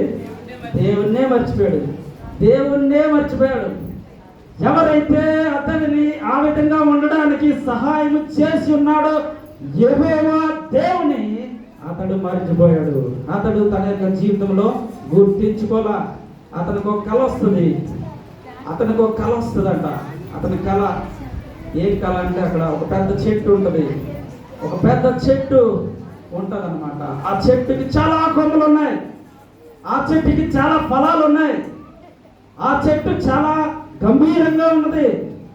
ఆ చెట్టు కొమ్మలు దగ్గర నీడలో అనేక పశువులు నివసిస్తూ ఉన్నాయి. ఆ చెట్టు కొమ్మల ఎత్తు కానీ ఆకారం కానీ భూమంతలమంత విశాలంగా ఉన్నాయి. దాని ఆకులు సొగసు అన్ని చాలా ఎక్కువగా ఉన్నాయి. దాని కొమ్మలలో ఆకాశ పక్షులు 12వ వచనం నుంచి ఉంటుంది, 14, 15, 16 వచనం నుంచి. దాని యొక్క చెట్టుకి సొగసు కానీ ఆకాశ పక్షులు అక్కడ నివాసం చేస్తాయి. ఆకాశ పక్షులు ఎక్కడెక్కడో తిరిగి ఇక్కడ నివాసం చేస్తున్నాయంటే ఆ చెట్టుకున్న విలువ ఎంత చాలా ఎక్కువగా ఉంటుంది. ఆ చెట్టు కింద పశువులు మేత మేస్తూ ఉంటాయి. ఆ పశువులు నీడ, ఆ యొక్క చెట్టు నీడకు ఆ పశువులు బ్రతుకుతూ ఉన్నాయి. అంటే చూడండి ఎంత మంచి చెట్టు అది. అటువంటి చెట్టుని చూసి అందరూ ఇష్టపడతారా ఇష్టపడరా చెప్పండి మీరు అందరూ కూడా. ఆ చెట్టు మీ దగ్గర ఒకవేళ ఉంటే అది ఖచ్చితంగా మనం ఇష్టపడతాం. అయ్యో ఎంత మంచి చెట్ట, ఇంత మంచి చెట్ట, ఇంత మంచి బ్రహ్మాండమైన చెట్టు చూడండి ఎంత ఉపయోగపడుతుంది. పక్షులకు ఉపయోగపడుతుంది, పశువులకు ఉపయోగపడుతుంది, మనుషులకు ఉపయోగపడుతుంది. పండ్లు ఉన్నాయి అక్కడ, అంటే తినడానికి ఉపయోగపడుతుంది. కొమ్మలు ఉన్నాయి పెద్ద పెద్దవి, అవి అనేక వాటికి ఉపయోగపడుతూ ఉన్నాయి. ఇంత మంచి వృక్షము ఏమైందంటే, ఇంత మంచి వృక్షము 15వ వచనం నుంచి చూసినప్పుడు, అయితే అది మంచునకు తడిచి పశువుల వల్లే పక్షికలో నివసించినట్లు దాని మొద్దునకు. చూడండి 14వ వచనంలో కూడా, మరియు నేను నా పడక మీద పడుకొని ఉండగా నా మనసుకు కలిగిన దర్శనం చూచుకుంటుండగా జాగరూకుడు ఒక పరిశుద్ధుడు ఆకాశం నుండి దిగి వచ్చి ఇలాగ ప్రకటించిన, ఈ చెట్టును నరికి దాని కొమ్మలు కొట్టి దాని ఆకులను తీసివేసి దాని పండ్లను పారివేడి, పశువులను దాని నీడ నుండి తోలివేడి, పక్షులను దాని కొమ్మల నుండి ఎగరగొట్టి ఆ యొక్క చెట్టును మీరు ఇప్పుడు కొట్టేయండి, ఆ చెట్టును మీరు నరికేయండి, ఆ చెట్టును మీరు కొమ్మలతో పాటు అక్కడ తీసివేయండి. అక్కడ పక్షులుంటే వాటిని ఎగరగొట్టండి, అక్కడ ఒకవేళ కిందని పశువులు ఉంటే వాటిని తోలివేయండి. ఆ నీడని ఎవరు కూడా ఉండడానికి వీల్లేదు. ఎంత పెద్ద వృక్షము! ఒక్క నిమిషం ముందే మీకు ఏం చెప్పాను, ఆ వృక్షం చాలా మంచిది, ఆ వృక్షం చాలా గొప్పది, ఆ వృక్షము ఆ చెట్టు చాలా ఉపయోగకరమైనది మీకు చెప్పాను. దేవుడు ఆ వృక్షాన్ని ఏం చేస్తున్నాడు ఇప్పుడు? ఆ యొక్క వృక్షాన్ని ఏం చేస్తున్నాడు ఇప్పుడు? దాన్ని కొట్టి వేస్తా ఉన్నాడు. ఆ వృక్షం ఎవరో కాదు, నెబుకద్నెజరే, ఆ రాజే ఆ వృక్షము. వృక్షం ఎవరంటే ఇప్పుడు ఆ చెట్టు ఎవరంటే ఆ చెట్టు ఎవరిని సూచిస్తా ఉందంటే ఆ నెబుకద్నెజరు రాజుని సూచిస్తా ఉన్నది. నెబుకద్నెజరు దగ్గర ఉన్న యొక్క గొప్ప ఆ మనసు లేకపోతే గొప్ప పరిస్థితి.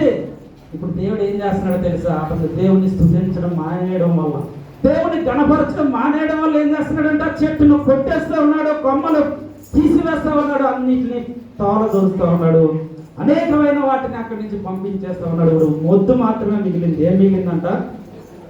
మొద్దు బారిపోయింది. 7 కాలముల పాటు ఆ మొద్దు అలాగే ఉంటుందంట. ఈ నెబుకద్నెజరు రాజ్యం కూలిపోయింది. నెబుకద్నెజరు రాజ్యం ఏదైతే ఈ కల వచ్చిందో, నెబుకద్నెజరుకి ఏదైతే కల వచ్చిందో ఆ కల భావం దానియేలు చెప్తా ఉంటాడు. దానియేలు పలుకుతూ ఉంటాడు ఏంటంటే, ఆ చెట్టు ఎవరో కాదని నువ్వు చాలా ఎదిగావు, నీ దగ్గర అనేకమైనవి ఉన్నాయి, అనేక ప్రాంతాల్లో నీవు మంచి విశాలంగా పెరిగి ఉన్నావు, నీ దగ్గర పండ్లు ఉన్నాయి, నీ దగ్గర అనేక నీడలు ఉన్నాయి. కానీ ఇవేవి కూడా దేవుడు ఏం చేస్తా ఉన్నాడు, దీని దగ్గర నుంచి అన్నిటిని కూడా తీసివేస్తా ఉన్నాడు. కారణం ఏంటి? దేనికోసం? కారణం ఒకే ఒకటి, దేవుణ్ణి గణపరచలేదు. రాజు అయిన తర్వాత దేవుణ్ణి గణపరచలేదు. ఇంకొక రాజు ఎవరికి చెప్పాను? దావీదు గురించి చెప్పాను కదా. అతడైతే దేవుణ్ణి గణపరుస్తున్నాడు. గొర్రెలు కాపరించి రాజు అయినా సరే అతడి గర్వం అతనిలో లేదు. అతడు దేవుణ్ణి గణపరుచున్నాడు. ఈ నెబుకద్నెజరు రాజు అయితే దేవుణ్ణి గణపరచడం మానేయడం వల్ల అతడు ఆ యొక్క చెట్టు మొద్దుగా మిగిలిపోయాడు. మొద్దు అంటే ఇంకా 7 కాలాల పాటు ఇతడు ఏం చేస్తాడంటే, ఇంత పెద్ద రాజు అడవిలోకి వెళ్ళిపోతాడు. ఇంత పెద్ద రాజు అతని రాజ్యం పోతుంది. అతని రాజ్యం పడిపోతే ఇతను అందరూ కూడా ఎక్కడ పంపిస్తారంటే అడవిలోకి పంపించేస్తారు. వాంటెడ్గా అడవిలో గడ్డి మేస్తాడు.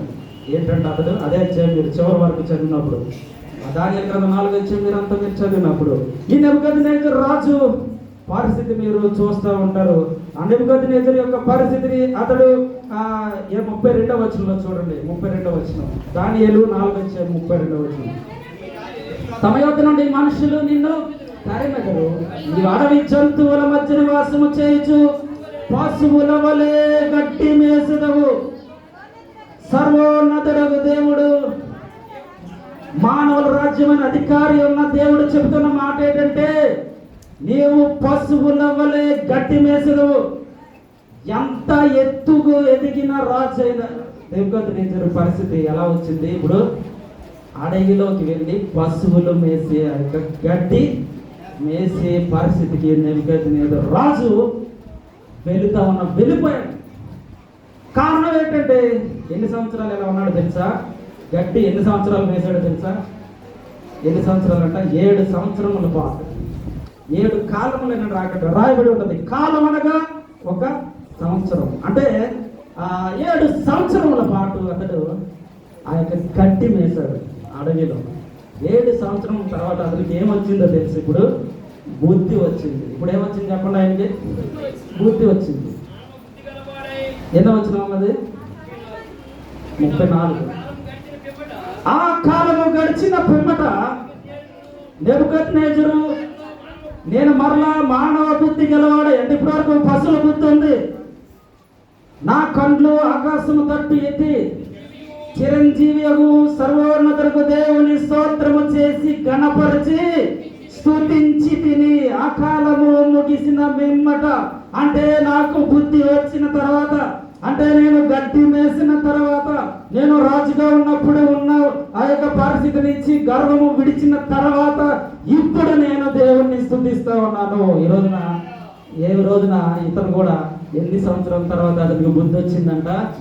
7 సంవత్సరాలు. ఒకవేళ అతనే రాజుగా ఉన్నప్పుడు అతనిలో ఎటువంటి గర్వం లేకపోతే 7 సంవత్సరాలు గడ్డి మేసేవాడా? చెప్పండి. 7 సంవత్సరాలు గడ్డి మేసేవాడా?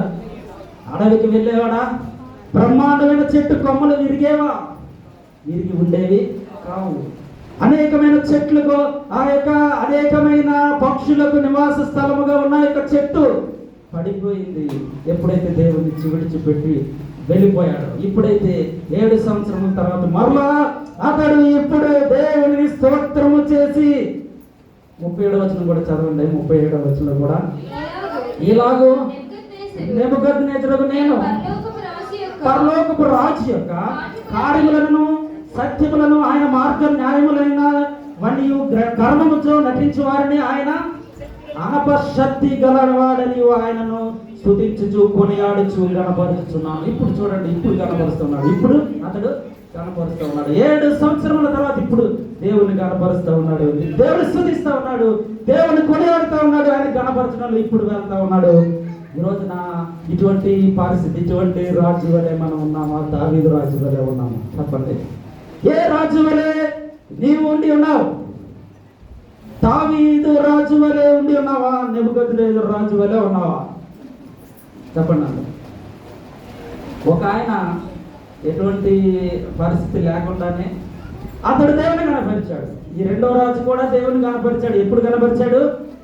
అతడు మొదట హెచ్చింపబడిన రాజుగా ఉన్న సమయంలో అతడు దేవుణ్ణి కనపరచలేదు.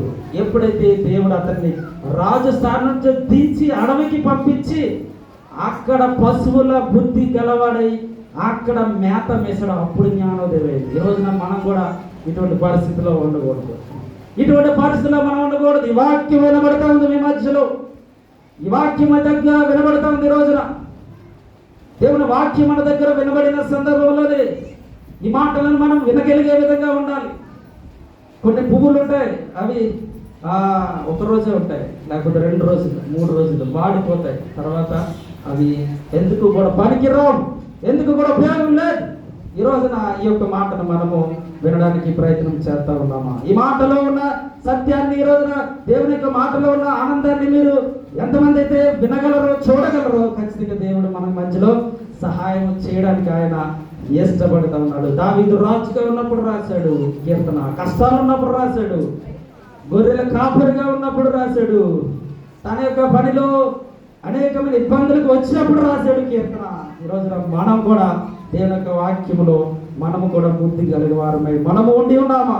బుద్ధి గలవారమే మనము జీవిస్తూ ఉన్నామా? దేవుని నామాన్ని మనము హెచ్చించడంలో మన యొక్క టాలెంట్ ఉపయోగిస్తూ ఉన్నామా? మన యొక్క ప్రతి పరిస్థితి ముందు ఉంటుంది. దేవుడు ఖచ్చితంగా దేవుడు మన దగ్గరలో ఉంచడానికి ఆయన ఇష్టపడుతూ ఉంటాడు. పరలోకమందున దేవుడు మనకు స్వాస్థ్యము పరలోకమంది ఇచ్చి ఉన్నాడని 1 పేతురు 1:5 ఉంటుంది. 1 పేతురు 1:5 కూడా అదే రాయబడి ఉంటుంది. ఏంటంటే పరలోక రాజ్యములో దేవుడు మనకి ఇస్తున్న యొక్క మాట అన్నమాట. స్వాస్థ్యము, మన స్వాస్థ్యము పరలోకమందున్నది అన్న పదం అక్కడ మీరు చూస్తూ ఉంటారు. కడవరి కాలమందు బయలుపరచబడుటకు సిద్ధముగా ఉన్న రక్షణ మీకు కలుగునట్లు విశ్వాసము ద్వారా దేవుని శక్తి చేత కాపాడబడు మీ కొరకు ఆ స్వాస్థ్యము పరలోకమందు భద్రపరచబడి ఉన్నది. ఈ రోజున స్తుతించడానికి, గణపరచడానికి ఒక్క మాట చాలు. దేవుని గణపరచడానికి ఒక్క మాట చాలు. దేవుడిని నేను ఎందుకు గణపరచాలి, నాకు దేవుడు ఏం చేశాడని నువ్వు ప్రశ్న ఇవ్వకు. దేవుణ్ణి ప్రశ్న అడగకు. దేవుడు నాకు ఏం చేశాడని నేను దేవుని స్తుతించాలని నువ్వు ఎప్పుడు అనొద్దు. నువ్వు ఎప్పుడు అనడానికి వీలే లేదు.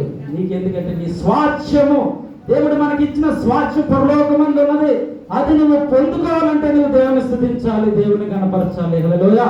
ఈ అంతరింద్రియములను, ఈ శరీరములు తల్లి గర్భంలో నిన్ను రప్పించిన దేవుని ఈ రోజున నువ్వు కనపరచాలి. నాకేమి చేశాడని నువ్వు దేవుని కనపరచకూడదు. అది దానికి కూడా దేవుని గణపరచు, అది వేరే విషయం. కానీ దేవుని గణపరచులో దేవుడు మనకి ఇచ్చిన స్వాస్థ్యాన్ని మనము ఈ రోజున గుర్తెరగడానికి, దేవుడిని ఈ రోజున మనము ముందుకు చేయడానికి, ముందుకు పెట్టడానికి, అన్ని కలిగి ఉండడానికి మనము ముందుకు వెళుతూ ఉన్నామా? ఒక భక్తుడు చెప్తూ ఉంటాడు, ఈ లోకంలో అన్నీ కలిగి ఉన్నా దేవుణ్ణి కలిగి లేకపోతే ఏమీ లేనట్లే. అన్నీ నువ్వు కలిగి ఉన్నా యేసు ప్రభువారిని నువ్వు కలిగి ఉండకపోతే దేవి నీకు లేనట్టే, నీకేమీ లేనట్టే. ఈ లోకంలో ఉన్నవన్నీ మీకు లేకపోయినా దేవుని మాత్రమే మీరు కలిగి ఉంటే అన్నీ మీకు ఉన్నట్లే. హల్లెలూయా. ఈ లోకంలో ఉన్నవి మీరు ఏమీ లేకపోయినా సరే దేవుణ్ణి కలిగి ఉంటే మీకు అన్నీ ఉన్నట్టే. ఈ లోకంలో ఉన్నవన్నీ కలిగి ఉండి దేవుణ్ణి కలిగి ఉండబట్టే ఏమీ లేనట్టే. అర్థమైందా ఈ పదం? రెండోసారి వీడియోలో తర్వాత చూడండి. మీరు సారన్ చర్చ్ యూట్యూబ్ ఛానల్ మీరు అప్పుడప్పుడు ఓపెన్ చేసి చూడండి. దేవుని యొక్క మాటలలో ఉన్న సత్యాలు మీ దగ్గర వినబడడానికి దేవుడు సహాయం చేస్తూ ఉంటాడు. దేవుని స్తుతించడంలో దావీదు మహారాజు గొప్ప కార్యములు చేసి ఉన్నాడు. దేవుని గణపరచడంలో దావీదు మహారాజు తన యొక్క సర్వస్వాన్ని అర్పించి ముందుకు వెలిగి ఉన్నాడు. నెబుకద్నెజరు అయితే బుద్ధి వచ్చినంత వరకు కూడా దేవుణ్ణి గణపరచలేదు. బుద్ధి అతడికి కలిగినప్పుడు కూడా, బుద్ధి ఉన్నప్పుడు కూడా దేవుణ్ణి గణపరచలేదు. బుద్ధి వచ్చినప్పుడు 7 సంవత్సరముల తర్వాత అరణ్యంలోకి వెళ్ళి బుద్ధి వచ్చినప్పుడు ఇప్పుడు ఏం చేస్తూ ఉన్నాడు అంటే అతడు దేవుణ్ణి స్తుతిస్తూ ఉన్నాడు. అంటే స్తుతించడం అన్నది కామన్ ఎప్పుడు మనం స్తుతిస్తున్నాం అనేది ఈ రోజున వర్తమానం. నా వర్తమానం అర్థమైన వారు అందరూ కూడా హల్లెలూయా చెప్పండి. హల్లెలూయా. దేవుని స్తుతించడంలో ఉన్న అర్థము ఈ రోజు మీకు తెలియజేస్తున్నాను. ఎటువంటి పరిస్థితుల్లో మనము దేవుణ్ణి స్తుతించగలగాలి. దేవుణ్ణి గణపరచడం, దేవుని వాక్యము మన దగ్గర ఉన్నప్పుడు మాత్రమే మనము దేవుణ్ణి గణపరచుండాలి. వినబడినప్పుడు, అది మన దగ్గర ఉన్నప్పుడు మీలో ఈ యొక్క వాక్యాన్ని గణపరిచేవారు, దేవుని స్తుతించేవారు ఈ రోజున అనేక మంది ఉండి ఉండాలి. దేవుని యొక్క నామాన్ని మనము హెచ్చింపగలగాలి. దేవుడు మనందరి జీవితంలో సహాయం చేయగలగాలి. ఎంతమంది ఈ రోజున దేవుని గణపరచడానికి ఇష్టపడుతున్నారు? హల్లెలూయా చెప్తాం. హల్లెలూయా. 10వ తరగతి పరీక్షలు పాస్ అయిన వాళ్ళందరూ హల్లెలూయా చెప్పండి. పాస్ అయిన వాళ్ళు వాళ్ళ తల్లిదండ్రులు చెప్పాలి. హల్లెలూయా. వాళ్ళ తల్లిదండ్రులు చెప్పండి. చెప్పట్లేదు చాలా మంది బోల్డ్ చాలా మంది, అంటే అందరూ మంచి మాటలు వచ్చి మీ అందరినీ దేవుడు ఖచ్చితంగా మీ పిల్లల్ని దేవుడు వృద్ధిలోకి రప్పించలేదు. గట్టిగా చెప్పట్లు పడతారు అందరికీ. రోజున ఒక మంచి స్టెప్ అన్నమాట. 10వ తరగతి అంటే ఇది జీవితంలో పరీక్షలు ఎప్పుడు రావు. ఒకసారి ఫస్ట్ది ఎప్పుడు వస్తాయి? 10వ తరగతిలో వస్తాయి. వాళ్ళు పుట్టిన నుంచి ఇంకెప్పుడు రాయలేదు పరీక్షలు. ఎప్పుడు రాశారు? ఇప్పుడు ఇదే రాయను. పుట్టిన తర్వాత ఎప్పుడు రాస్తున్నారు? మళ్ళీ మధ్యలో అన్ని రాసినా వెళ్ళిపోతారు, అలా వెళ్ళిపోతారు. ఇది రాస్తే ఇది కాదు, ఇక్కడ కానీ ఏదైనా అయితే మళ్ళీ ఇటువంటి సందర్భాల్లో కూడా మీరు ఏం చేయాలి? దేవుణ్ణి గణపరచాలి. ఖచ్చితంగా దేవుని గణపరిచే విధాల ముందు ఉండాలి. మీ పిల్లలకు మంచి మార్కులు వచ్చాయి, మీ పిల్లలు పాస్ అయ్యారు. నేను చదువుకునేటప్పుడు 2-3 పాస్ అయ్యేవారు, అంటే పోయేవారు. అందరూ కూడా బాగున్నారు. చదువుతారు. శంకర్ గారి టైంలో అయితే 6 అంటే 100 మంది ఉంటే 6 పాస్ అయ్యారు. ఎంతమంది? 100 మందికి ఎంతమంది వెళ్ళేవారు? 6. అంటే అటువంటి పరిస్థితి నుంచి ఈ రోజున మీ అందరి కుటుంబాల్లో దేవుడు ఏం చేశాడు? మంచి మార్కులు అంటే మళ్ళీ మీ దగ్గరికి ఇప్పుడు ప్రభువారి రక్తము శరీరం మీ దగ్గరికి ఇవ్వబడి, దాని తర్వాత ఎవరైతే పాస్ అయ్యారో వాళ్ళందరూ ముందుకు రండి, నేను చూస్తాను మిమ్మల్ని అందరూ. ఖచ్చితంగా దేవుడిని గణపరచడంలో ముందుకు మనం వెళ్ళాలి. దేవుని గణపరచడంలో మీ యొక్క ప్రతి పరిస్థితి, ఎటువంటి పరిస్థితి అయినా, అలానే ఏదైనా సబ్జెక్ట్ పోయినా సరే మనం దేవుని స్తుతించాలి. పోయినా సరే దేవుని స్తుతించాలి. ఇప్పుడు నేను చెప్పింది అదే. ఇప్పుడు నేను చెప్పింది ఏంటి? కష్టాల్లో ఉన్నప్పుడు దేవుణ్ణి స్తుతించాలి, ఆనందంలో ఉన్నప్పుడు దేవుణ్ణి స్తుతించాలి. దేవుణ్ణి అంటే ఈ రోజున మన దగ్గర కొన్నిసార్లు పాస్ అవ్వలేదు, అయినా సరే ప్రభువా నేను స్తుతిస్తా ఉన్నాను అన్నది. హల్లెలూయా. ఎందుకంటే నీవు ఇప్పుడు జరిగించలేదు, ఒకనొక రోజున నా కోసం ఏదైనా నువ్వు చేయగలవు అని మీరు నమ్మాలి. ఎందుకంటే దేవుడు నమ్మిక గల ప్రాణములను నమ్మిన వారిని దేవుడు గణపరచడానికి నీవు ఎటువంటి పరిస్థితుల్లోనైనా, కష్టములలో, ఆనందములలో, ఇబ్బందులలో, దావీదు భయములో కూడా కీర్తన రాశాడు. దావీదు భయంతో కూడా ఒక భయం అంటే గుండెలో ఏదో ఆందోళన, ఎటువంటి పరిస్థితి లేని సందర్భంలో అతడు ఏం చేశాడు? స్తుతించాడు దేవుని. ఈ రోజున దేవుని స్తుతించే ప్రజలుగా, విశ్వాసులుగా కుటుంబాల్లో ఉన్న మీకు దేవుడు సమృద్ధిగా అనుగ్రహించిన కాక. ఆమేన్, ఆమేన్, ఆమేన్. దేవుడు చెప్పినట్టు ఈ వారంలో కొన్ని పనుల వల్ల వైజాగ్లో ఉంటున్నాను. ఒకవేళ ఉంటే వచ్చే వారం కూడా ఇక్కడ మళ్ళా చర్చిలో ఉండే అవకాశం ఉంది. కొన్ని పనుల వల్ల వైజాగ్ వచ్చి ఉండాల్సి వస్తుంది. మరి ఈ యొక్క మాటలు ప్రభువారి మన అందరి వినికిడిలో దీవించిన కాక. తలవంచండి. మీ దగ్గరికి రొట్టె వస్తుంది, మీ దగ్గరికి ద్రాక్షారసం వస్తుంది. రొట్టె అంటే ఆయన శరీరము, ద్రాక్షరసం అంటే ఆయన రక్తము. ప్రభా ఈ మొదటి వారం నా ప్రభా మీ దగ్గర ఈ సన్నిధానం, ఈ మే నెల మొదటి వారం మీ దగ్గరకు వచ్చి ఉన్నాను ప్రభా. విన్న మాటలు హృదయంలో ప్రభా కనిపించింది.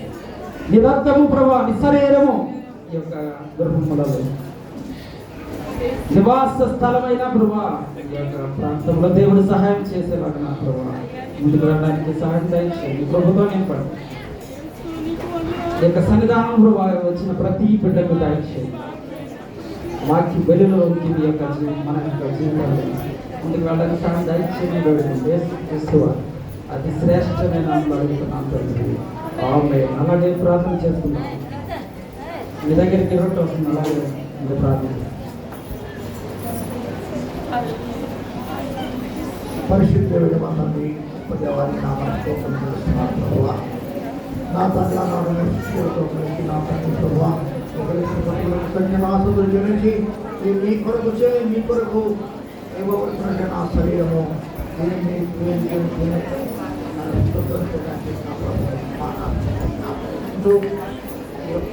శరీరంలో ఆ యొక్క రాక్షరసంలో మాత్రం ఎదుర్కొట్టుకుని అనేక కొరకు చెడుపడుతున్నటువంటి మీరు నాలో శిలువ మనం జ్ఞాపకం చేసుకుంటూ ఆయన కొరకు సాగుదాం. ప్రభు యొక్క శరీరం వేదబోధిస్తున్నట్టుగా మీరు తీసుకొని పిలిచి దేవుని శుద్ధించి దేవుని మహిపించాలని ఉద్దేశంతో నేను చెప్తున్నాను. అత్యధికంగా సంకుచితమైన మీ హృదయాన్ని మరి చాలా పవిత్రపరచుకొని పరిశుభ్రపరచుకొని ప్రభు మా మతల్ని రాబోయే విధంగా నుండి నేను తీసుకునే భారీ మంచిది. కనుక పిల్లరా మా ప్రభు యొక్క శరీరం మీద పోషిస్తున్నారు కాబట్టి దీంట్లో పాల్గొంటారని తెలియజేస్తున్నాను.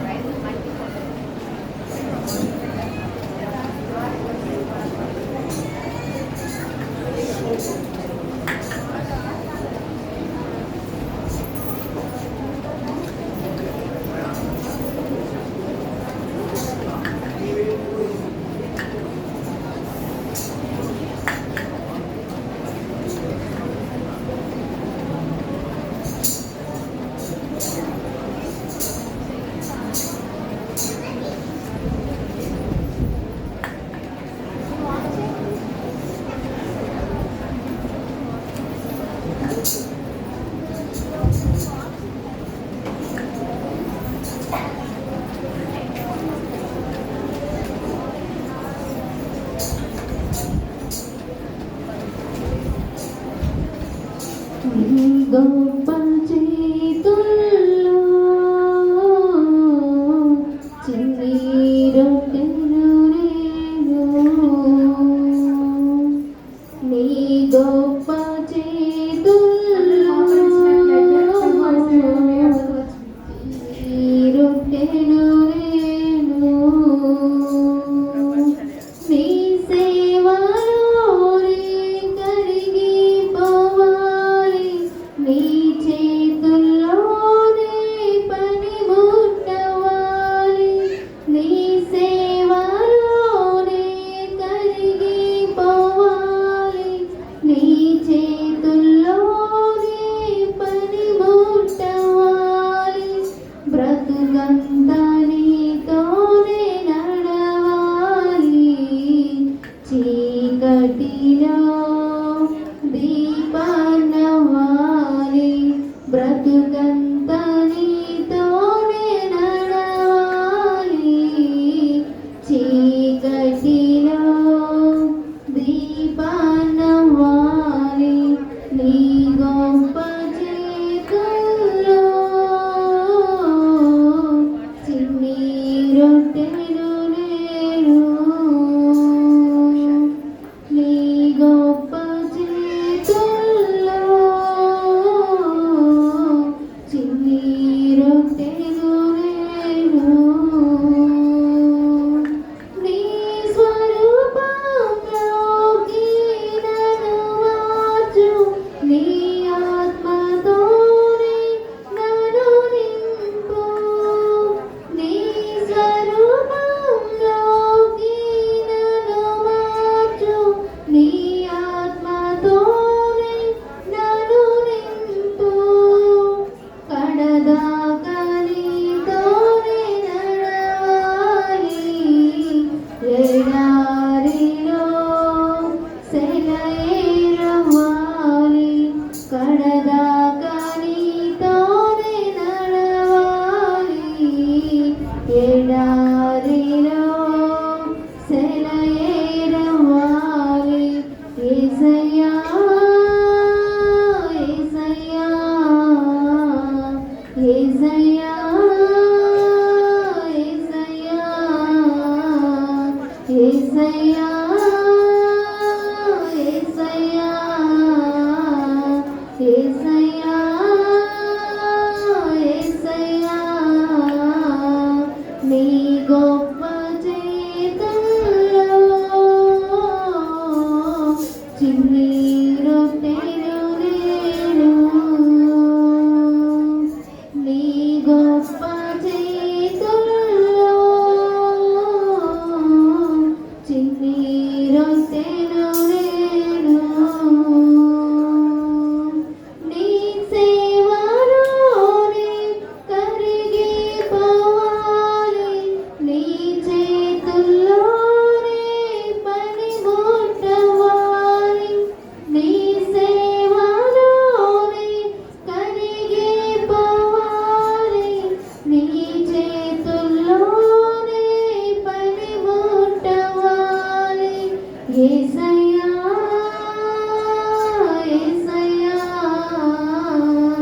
యేసయ్యా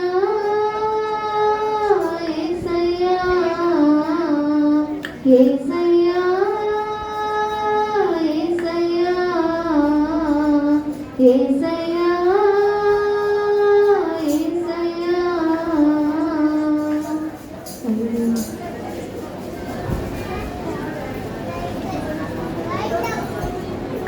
నీ చేతిలో రొట్టెలు నేనయ్యా, నీరుగు యేసయ్యా. నీ చేతిలో రొట్టెలు నేనయ్యా, వీరుగు యేసయ్యా. వీరుగు యేసయ్యా, ఆశీర్వదించు యేసయ్యా. వీరుగు యేసయ్యా, ఆశీర్వదించు యేసయ్యా. నీ చేతిలో రొట్టెలు నేనయ్యా, వీరుగు యేసయ్యా. నీ చేతిలో రొట్టెలు నేనయ్యా, వీరుగు యేసయ్యా. తండ్రి ఇంటి నుండి పిలిచితివి, అబ్రాము ఆశీర్వదించితివి.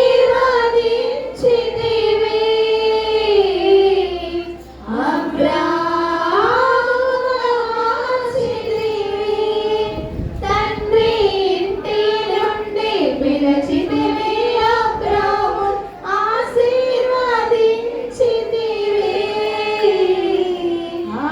అబ్రాముగా మార్చితివి. నీ చేతిలో రొట్టెలు నేనయ్యా, వీరుగు యేసయ్యా. నీ చేతిలో రొట్టెలు నేనయ్యా, వీరుగు యేసయ్యా. అలయకోబు నీవు పిలిచితివి, ఆనాడు ఆశీర్వదించితివి.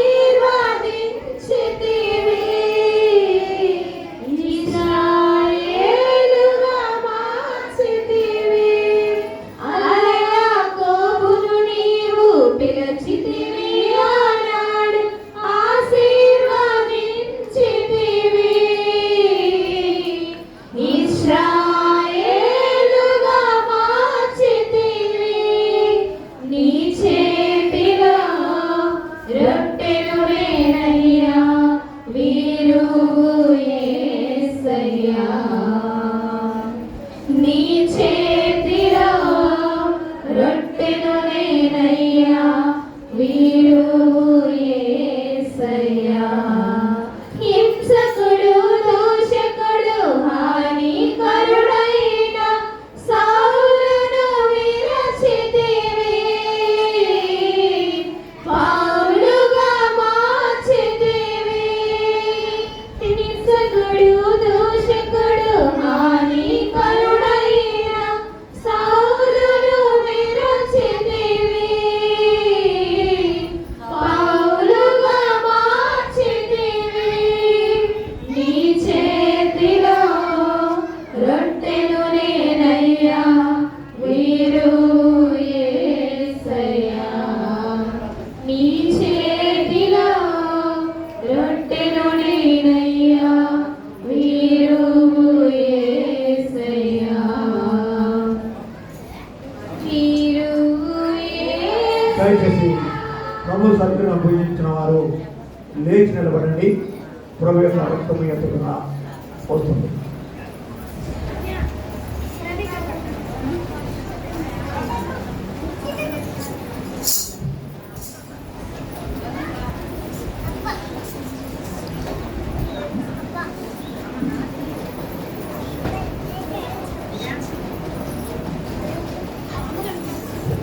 పరిశుద్ధమైన తండ్రి స్తోత్రాలతో అన్నారు తండ్రి. నాయన మా కొరకు నా తండ్రి ప్రవాసులు రక్తాన్ని ధారపోసిన తండ్రి రక్తం వల్ల మన వారిని పవిత్రపరిచిన తండ్రి. నా నన్ను పవిత్రపరిచిన రాబోతుండగా మీరు స్వస్థత సంఘములు అందరిలో కలిగించిన ఏ సునాములు వేడుకుంటున్నాము తండ్రి. ప్రభు యొక్క రక్తము ఉపయోగపడుతున్నప్పుడు తీసుకొని యేసు రక్తము రక్తము రక్తము యేసు రక్తము రక్తము రక్తము అమూల్యమైన రక్తము నిస్సంశయమైన రక్తము అమూల్యమైన రక్తము నిస్సంశయమైన రక్తము యేసు రక్తము రక్తము రక్తము యేసు రక్తము రక్తము రక్తము యేసు రక్తము రక్తము రక్తము యేసు రక్తము రక్తము రక్తము ప్రతి ఘోర పాపము కడుగును మన యేసయ్య రక్తము ప్రతి ఘోర పాపము కడుగును మన యేసయ్య రక్తము బహు దుఃఖములో మునిగెనే చెమట రక్తముగా మారెను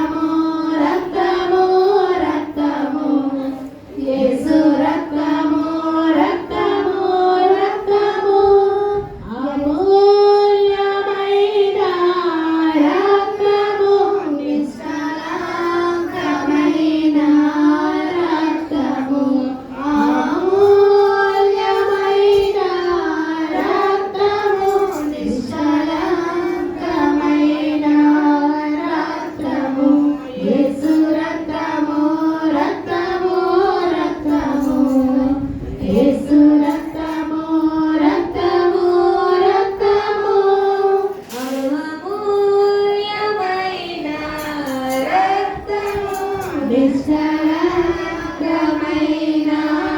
రక్తము అమూల్యమైన రక్తము నిష్కలంకమైన రక్తము యేసు రక్తము రక్తము రక్తము యేసు రక్తము రక్తము రక్తము ఎవరికైనా ప్రభువారి శరీరము రక్తము తీసుకుపోయినట్లయితే మీ ప్లేస్లో మీరు చేయెత్తినట్లయితే ప్రభువారి శరీరము రక్తము మీ వద్దకు వచ్చి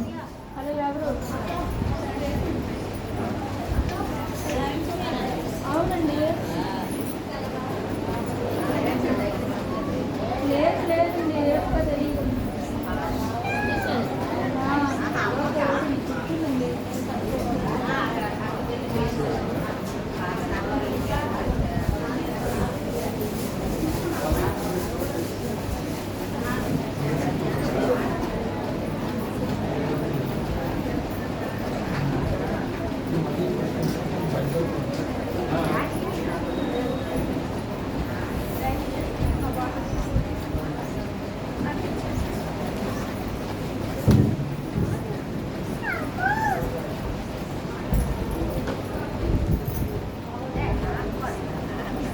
అలా తలవాస్తే చివరి ప్రారంభిస్తాం.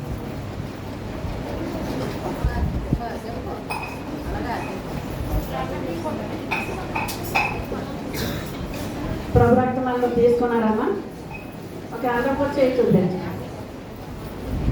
పరిశుద్ధుడైన మా తండ్రి, ఈ నెలలు కూడా మీరు మాకు ఇచ్చినటువంటి ఈ గొప్ప ఆతిథ్యతను బట్టి నీకు వందనాలు ప్రభా. నీ శరీరము నీ రక్తము తిరిగి త్రాగబడి నిత్య జీవం కలబడన్నావు ప్రభా.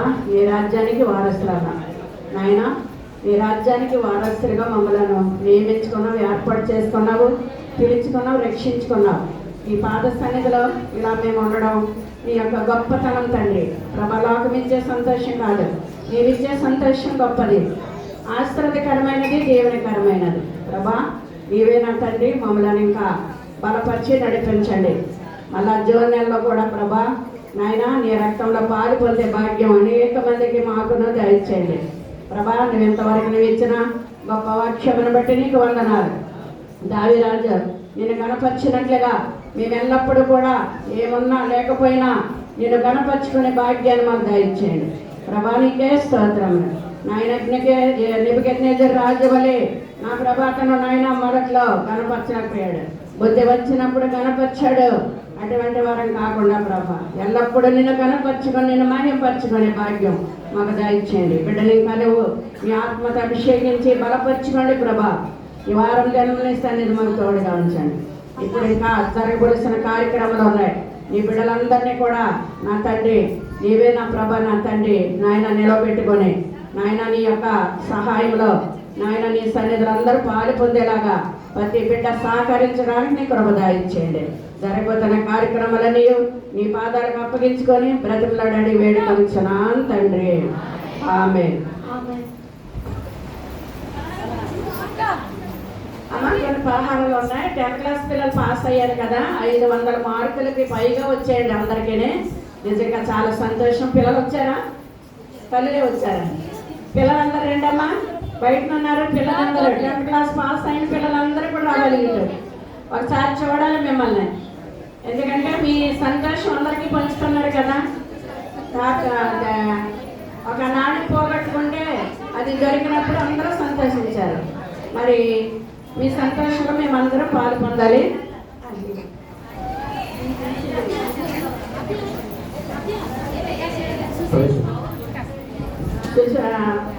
ఇక్కడ పలహారాలు ఉన్నాయి. పెళ్ళి చేసుకుని వచ్చారు లిఖిత మరి యేసు సుశీలమ్మ వాళ్ళ కొడుకు. వాళ్ళు మనందరికీ కూడా మరి పలహారం లడ్డూలు తీసుకొచ్చారు అందరికీ కూడా సంతోషంగా. అలాగే మన రాజు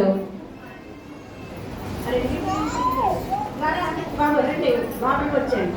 పాస్ అయిన పిల్లలందరూ రండి. రామ్మా నువ్వు కూడా నిలబడండి.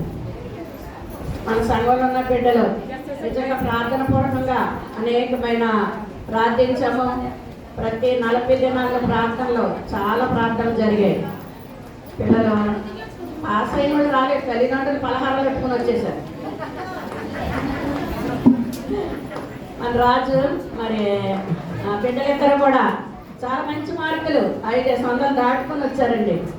మరి చాలా సంతోషం. రండిరా బాబు, ఇది పాస్ అయిన బిడ్డలు రండి.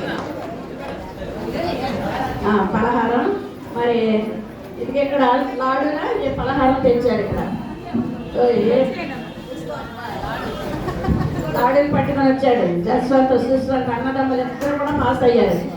రాజు బిడ్డలు మరి వాళ్ళు కూడా పలహారం తెచ్చారు. మూడోది ఏంటంటే మరి స్కూటర్ అన్నమ్మ మంచి బండి కొనుక్కుంది. ఎందుకంటే ప్రార్థన మొత్తానికి లేదు వాహనం, ఆటో గట్టి వెళ్తలేదు, బండి కొనేసింది అన్నమ్మ మొత్తం మీద. దేవుని స్తోత్రం. అది కూడా ఓపెన్ చేయడానికి వారు కూడా చిన్న పలహారం పట్టుకొచ్చారు. తర్వాత ఇచ్చేటపాలెం సుమతి కొడుకు కూడా పాస్ అయ్యాడు, వచ్చాడు. ఆడు రాలేదు, మరి వాడు కూడా చాక్లెట్లు పంపించారు. ఈ పలహారాలన్నీ తీసుకునేదాన్ని ఎవరు కదలకండి. అలాగే నలుగురు. మీ అందరికీ వందనాలు. ఒకసారి అందరికి చూడాలి.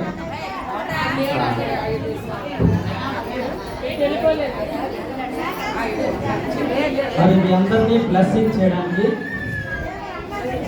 ఆశీర్వాదం అనేది ఇంపార్టెంట్, అంతే కదా. దీవెనలు అనేది important.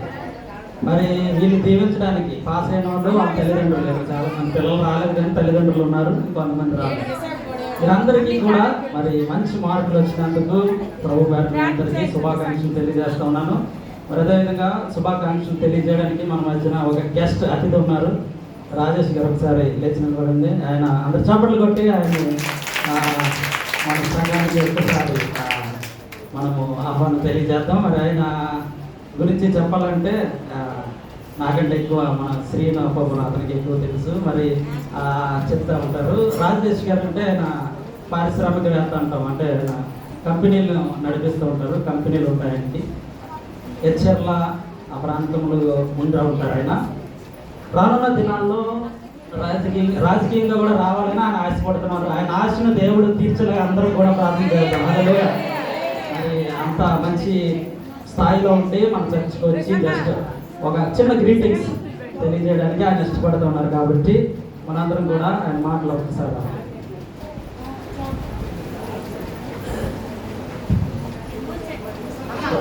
Congratulations to all the children who got secured the good marks in the last 10th class exams. So మీ అందరూ కూడా కష్టపడి మీ తల్లిదండ్రులు ఇచ్చిన ప్రోత్సాహంతో, మీ ఉపాధ్యాయులు ఇచ్చిన ప్రోత్సాహంతో తప్పకుండా మంచి మార్కులు తెచ్చుకున్నారు. మీ అందరికీ అభినందనలు తెలియజేస్తూ ఉన్నాం. అలానే ఈ చర్చ్ ద్వారా సుందర్ గారు చేస్తున్న ఆయన చారిటీ కానీ, వాళ్ళు కండక్ట్ చేసే హెల్త్ క్యాంప్స్ కానీ తప్పకుండా భవిష్యత్తులో మా కంపెనీ నుంచి కానీ, మా కంపెనీ నుండే కార్పొరేట్ సోషల్ ప్రోగ్రామ్స్ అని ఉంటాయి, వాటి ద్వారా తప్పకుండా మేము కూడా మా సహాయ సహకారాలు మీ అందరికీ అందిస్తాం. తప్పకుండా ఈ చర్చ్ ద్వారా మరింత మందికి సేవా తత్పరతను కానీ, సేవా కార్యక్రమాలను విస్తృతం చేసే అవకాశాన్ని మాకు కల్పించినందుకు సుందర్ గారికి, వాళ్ళ నాన్నగారికి, మీ సభ్యులందరికీ కూడా హృదయపూర్వక ధన్యవాదాలు తెలియజేస్తున్నాను. నమస్కారం. చక్కని మాటలు మరి అందించారు. ఆయన కోసం కూడా మరి నాన్నగారు ప్రార్థన చేస్తారు. మరి ఆయన ఏ ఆశ కలిగి ఉన్నారో మనకైతే తెలియదు, కానీ ఆయన ఆశ ఖచ్చితంగా నెరవేరాలని ఖచ్చితంగా మనం కోరుకుందాం. ప్రతి మనిషికి ఒక ఆశ ఉంటుంది. ఇందాక మనం చూసాం కదా, మనకు ఆశ అయితే దేవుని స్తుతించడం ఇందాక మీకు చెప్పి ఉన్నాం. ప్రతి మనిషి కూడా ఏదో చేయాలని ఉంటుంది. ఆయన ఇప్పటికే చాలా చేసి ఉన్నారు. మరి ఇంకా ఆయన ఇంకా చాలా ఆశిస్తూ ఉన్నారు. వాటిలో కూడా అది ఏదైతే అనుకున్నారో, ఏ పని అయితే అనుకున్నారో, లేకపోతే ఎటువంటి బిజినెస్లో ఆయన ముందుకు వెళ్ళాలనుకున్నారో, లేకపోతే పొలిటికల్గా ఏ విధంగా వెళ్ళాలనుకుంటున్నారో దేవుడు అతనికి సహాయం చేయాలని మరి మా నాన్నగారు ప్రార్థన చేస్తారు.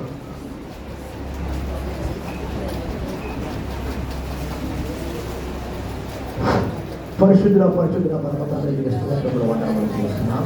ఇదిగో నా తండ్రికి పక్కన తండ్రి ప్రభా ప్రార్థన చేస్తున్నాం.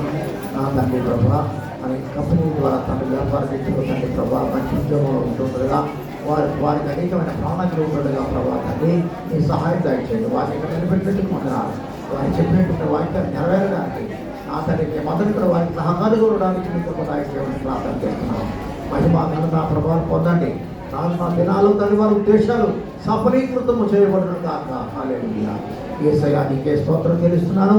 ఈ సమయంలో ప్రభావ తండ్రి వారి నీ యొక్క సన్నిధికి వచ్చి నీ సన్నిధిలో ఈ విధంగా మీటించి నేను చక్కగా నిన్ను స్తుతించి కనపరిచేటువంటి ప్రభావం చేస్తున్న స్తోత్రాలు చెల్లిస్తూ పలహార పొందుతున్న బిడ్డలను కూడా దీవించి ఆశీర్వదించమని మీరే మహిమ ఘనత ప్రభావం పొందుకోమని యేసు నామములో ప్రార్థించి అడుగుతున్నాము తండ్రి. ఆమేన్.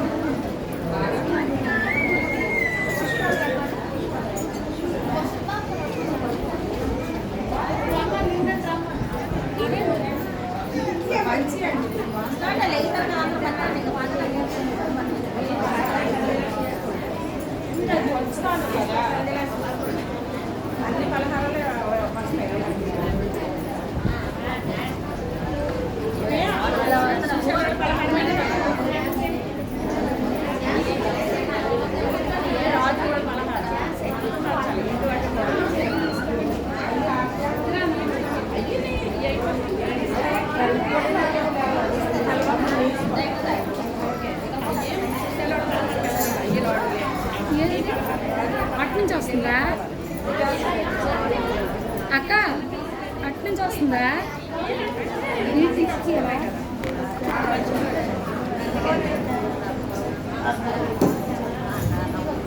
అట్నుంచి చెప్తావా? అట్నుంచి చేస్తావా? ఇట్లా ఇచ్చారా? రెండు పక్కలు వస్తుంటే